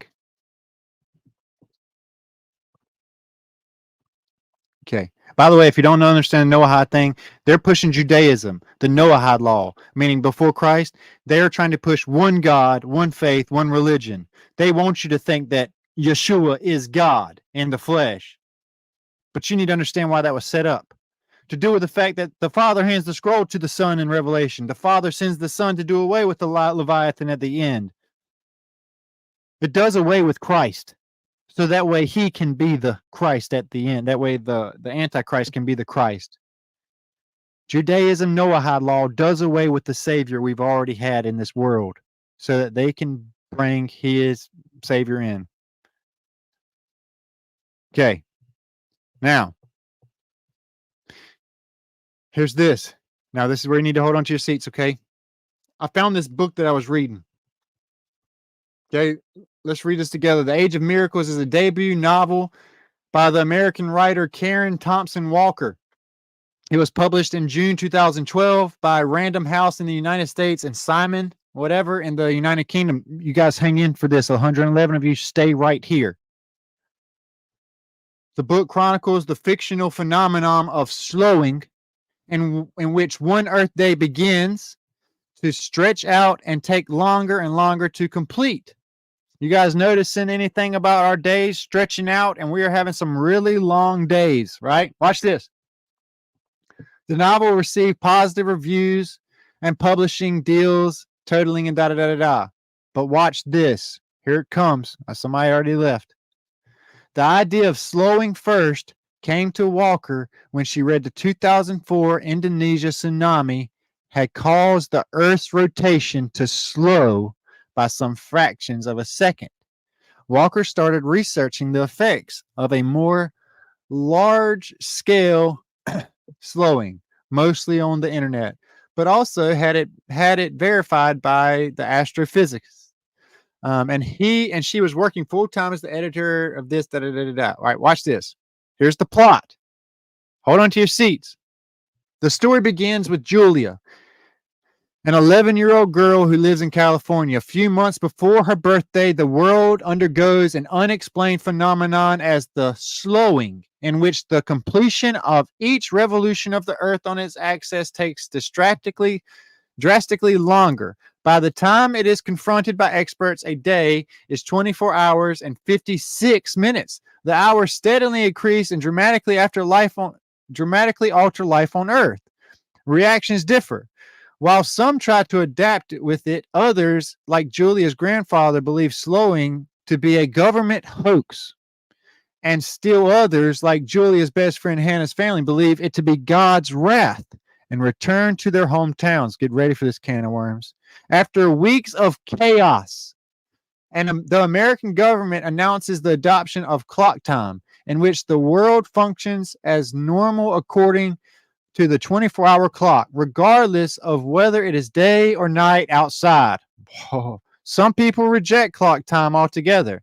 Like Julia's neighbors, you need to understand the Bible, it says word for word at the end of time, okay, that the stars and all the sun and the moon will alter their courses.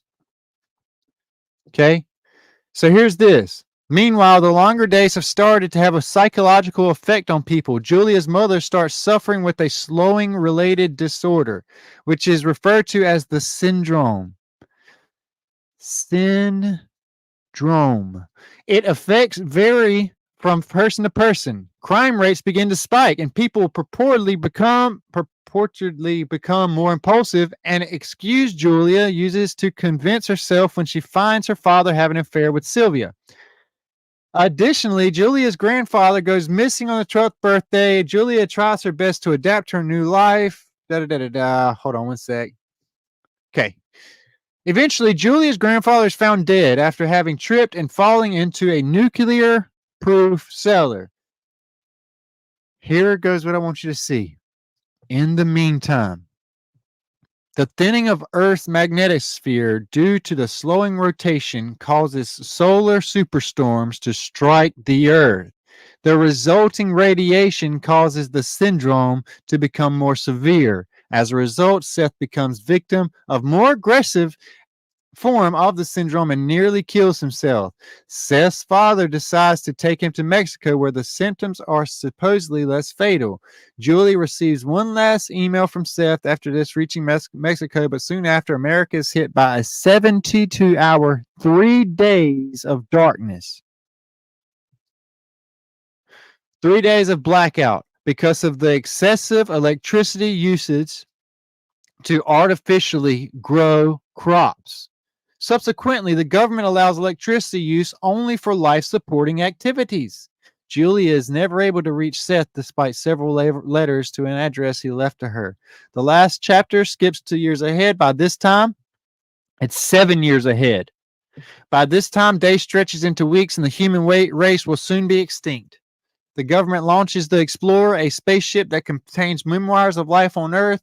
Julia reveals that she heard from Seth. And now what they did was went in bunkers, okay? They went in bunkers for 7 years because there are 3 days of darkness on the Earth and everything that happened. Why does that matter? Because of this. Everything that happened in that book is happening right now. March 27th, 2024.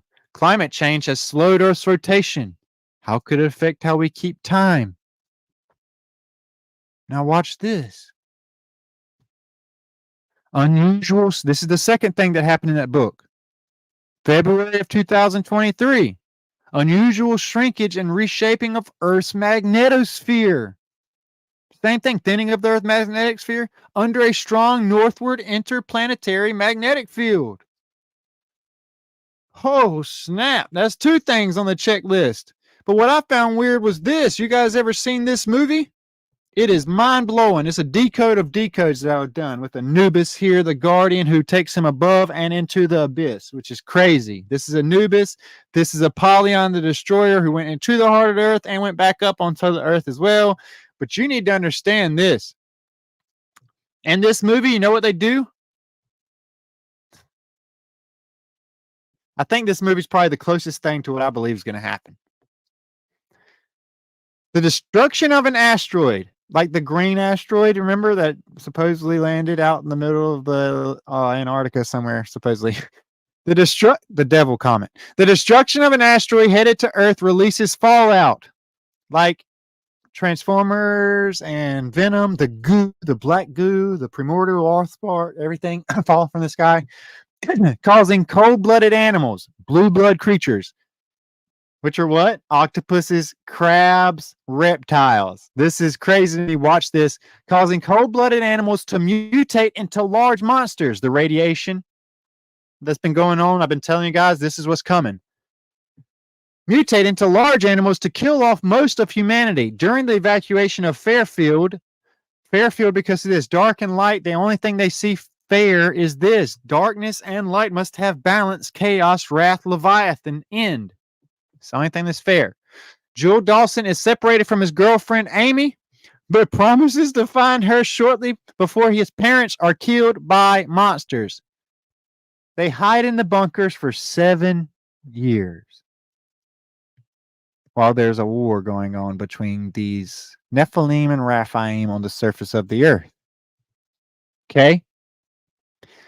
After that, they go up there and fight the animals, and they have to live one-on-one with these animals, okay?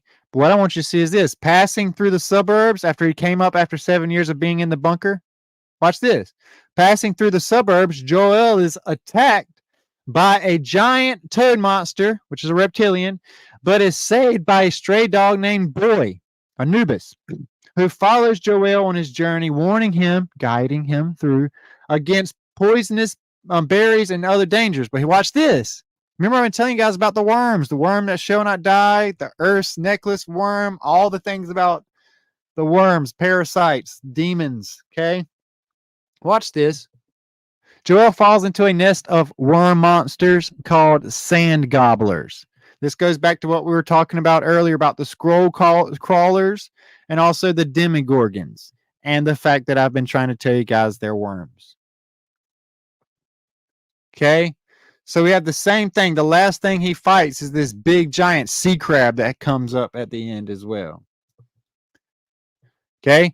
Like I said, I truly believe this right here in a combination with Pacific Rim is exactly what we have coming. The war of Gog and Magog is the war of the Nephilim and the Rephaim. Satan's army against the army of Adam. Okay. Okay. I was looking at our chat box a little bit, make sure nothing's going on anymore. So yeah, there's that. And then we got to move on a little further. I started noticing something. If you want to know how Eve looked, I started noticing a pattern. I believe she looks like this. I believe she has orange hair, and I believe she has green eyes. And I believe Satan, the light-bearing race, has blonde hair, blue eyes. This is why Ireland, they have the red hair, green eyes, and the Nordic Scandinavian Vikings have what? Blonde hair, blue eyes. And they both come from the mouth of the dragon in Norway, Nordic land. And also there's this. I need you to notice a pattern.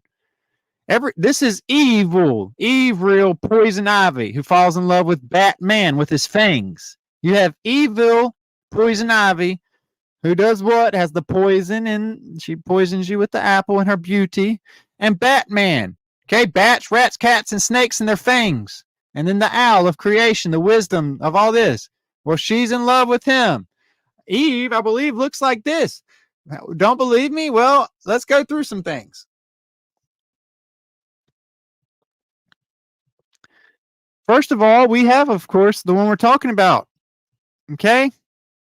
But we also have Mara, who's married to who in real life? Well, she was married to John. Here's this rabbit hole. Don't you remember how many times Johnny Depp has gone to the underworld? Johnny Depp has gone to the underworld. Well, in Pirates of the Caribbean multiple times. He went literally into the mouth of the Kraken, into the abyss. But he also went to the underworld, and every single what's that guy's name? I'm having a brain fart right now. Nightmare Before Christmas. Tim Burton. Every Tim Burton movie, John descends into the abyss with dead things. Every time. Except for in real life, John is married to Mara. But then Mara leaves him for what? Well, she leaves him to go to her. Let's see. I got to pull the picture up. I hope I have it.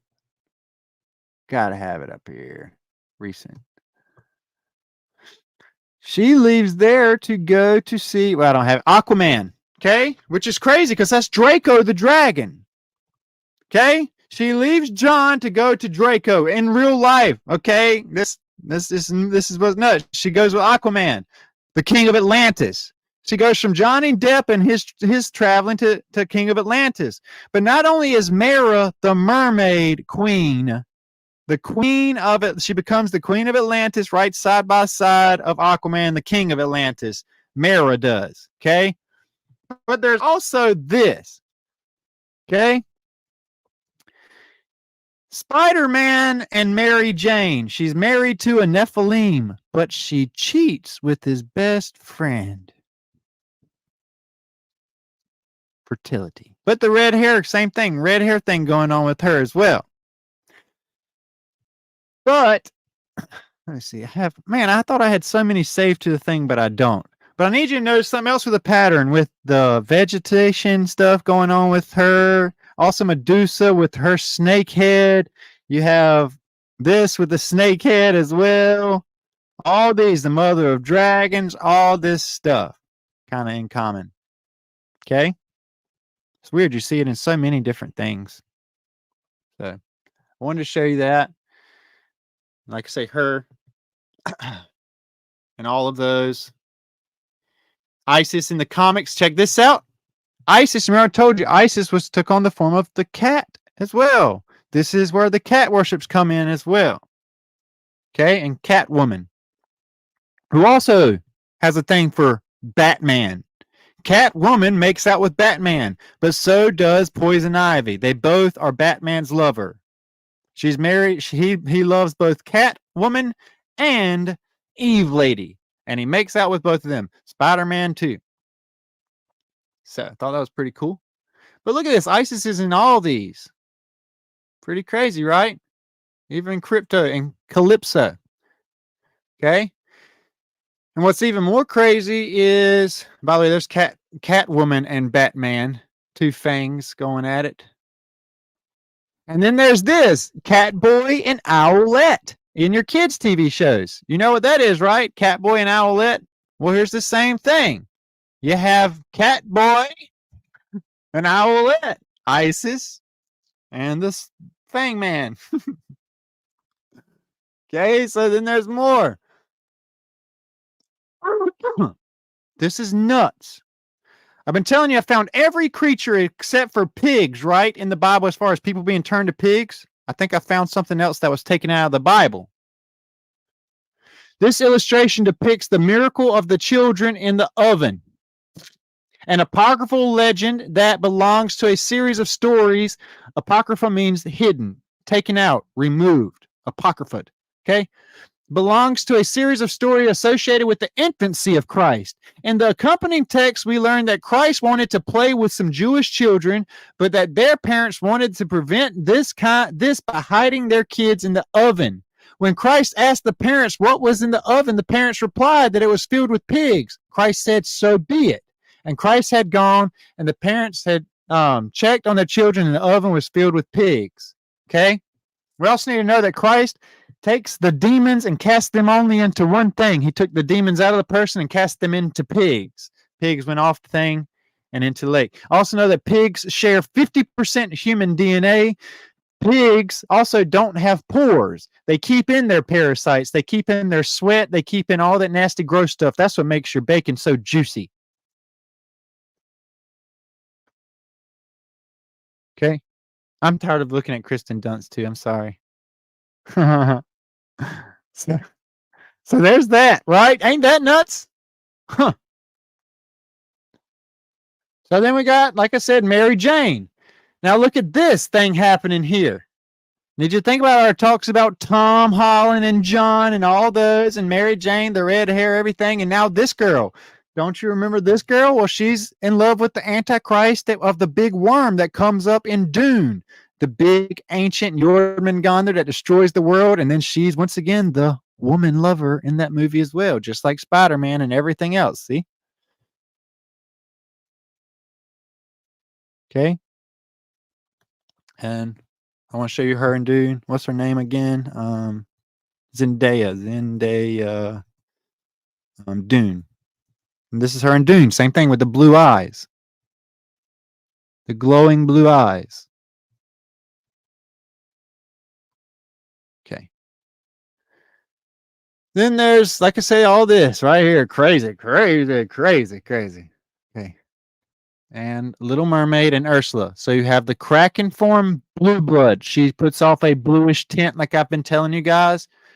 The blue people in India were worshipped because they crossed blue blood creatures like octopuses with 8 arms with people. That's how Shiva is blue with 8 arms. Hence her right here, another form. Okay. Now, just want to show you that. So, I think that we are good. Let's see here. Awesome. So, says that you guys can see me now. That's awesome. I think I'm done here.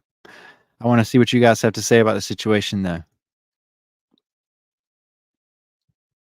Somebody says, I hope that Dustin does not give us a test. I hope that doesn't mean, I hope I presented this in a way you guys could understand. That's my main goal. I know I talk a lot. I know I cover a whole lot, but I truly do hope you guys understand all this. This is a big deal. So, anyway. So the VRIL is a worm. I have a couple of VRIL decodes on my Facebook page where I go in depth about the VRIL. But yes, ultimately, a VRIL is a parasite that goes behind the eye of the host. Hence, the Panda Eye Club, the Red Eye, the Black Eye Club, and the VRIL Society, and why every president walks out with a black eye. Black eye. Man, my light stopped working, so this is what y'all gonna have to deal with. Yes, yes, indeed. Indeed. Okay, good. That made me feel better.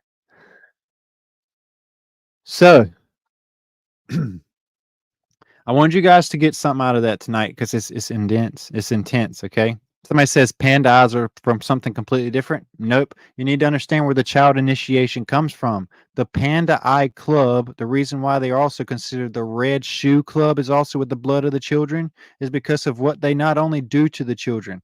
They first get them very scared.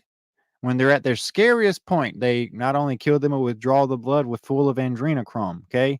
They take on that adrenochrome because they have to be a blood host in order to take on the VRIL. They're tied hand in hand. They must take on the blood sacrifice of a child, and in order to take on the VRIL, hand in hand. So I wanted to point that out. Not different at all. Exact same things. Then they take the blood of the children and they put it on their shoes because it says about the crushing of the head and also the striking of the heel. Okay, yet he walks on the blood of the children, the dust of the earth. So just wanted to show you Panda Eye Club is not anything different. It's all the same. Panda Eye, VRIL Society, Thrill Society, all of it, same stuff. Okay. Sodomy also, that's how they get the kids scared. They do the Sodom that they did to Eve. They rape them. I didn't want to say that. So anyway, I went down that hole as well tonight. So there's that. Anyway, I just wanted to share that with you guys so that you understand that you've been lied to, that Eve is Semiramis, is Isis, is Ishtar, is the Mary and Catholic Church view of the Bible, and is also everything else that we've discussed here. And also, she is the Leviathan of the deep. She is the Jormungandr, the guardian of the abyss. Pretty crazy. So I see that. Yes, though my thing is with the adults. I mean, it's same situation stuff, but I feel for the kids so much. It is the same, but it's the same thing. It's all for they have to take in the dust of the earth to get the tainted meat, which is I'm going to do a blood of Zeus decode that's going to blow your minds on this whole eating of the flesh. Why Christ has his communion and Satan has his communion, where they must eat the flesh to become one as well. So there we go. There's all that. Hope you guys enjoyed this. I just want you to know, every single one of you guys, I want your comments. I want you guys to say stuff. And I'm not disagreeing to disagree. I just, all day long, every day of my life, I'm constantly fighting naysayers that are like, you're crazy, you're stupid, you're wrong, this is wrong. But people don't understand the amount of work and research I have done around all of these topics that I share with you guys. None of them are without scripture, none of them without the word behind it. Okay. This is a good point. Fun fact. America's biggest exception of parasites come from the pork industry. Pork is the leading cause of parasitic infestations in the United States of America, hence why America is really the only place that eats pork all the time. Everywhere else in the world is considered unclean still. There's also this. People don't get it. They're wondering why cancer and all that stuff is so prevalent. Well, it's parasites. That's why ivermectin is the cure for even COVID and everything else. This is for entertainment purposes only, and I don't kick me off of here, YouTube. But anyway, so there we go. I have to get off here though. I'm gonna encourage you guys. There's 123 of you up here. If you can, please at least hit the like and share button so I can just get some more followers. It's just sad seeing only a couple of thousand out of 8 millions of people that need to hear this stuff happen. And I put so much in this, and YouTube's just, I mean, Facebook's been snatched completely from me. So I'm trying to get this build up going. Anyway, hope you guys enjoyed this. At least get this out there. Share it on your platforms. Give it a thumbs up. If you would like to donate to the ministry, this is my life. Ministry means to serve. Ministry means production. Okay. It doesn't mean to preach. Okay. This is my work. This is all I do with my life every day. I rely solely on whatever God is providing, through this ministry is what I'm providing for my family. So if you guys want to help out with this whatsoever and keep me afloat so I can keep afloat on this, there's my Cash App and my PayPal. If not, it's okay. I'm going to continue forward either way because I feel like at some point coming up, there is not going to be any internet, not going to be any computer, and y'all are not going to see my face until we meet again in the new and final kingdom. So, love you guys. Mean it. Have a great weekend. Shabbat shalom, and I will see you on the next one from under the dome. Good night from beyond the veil.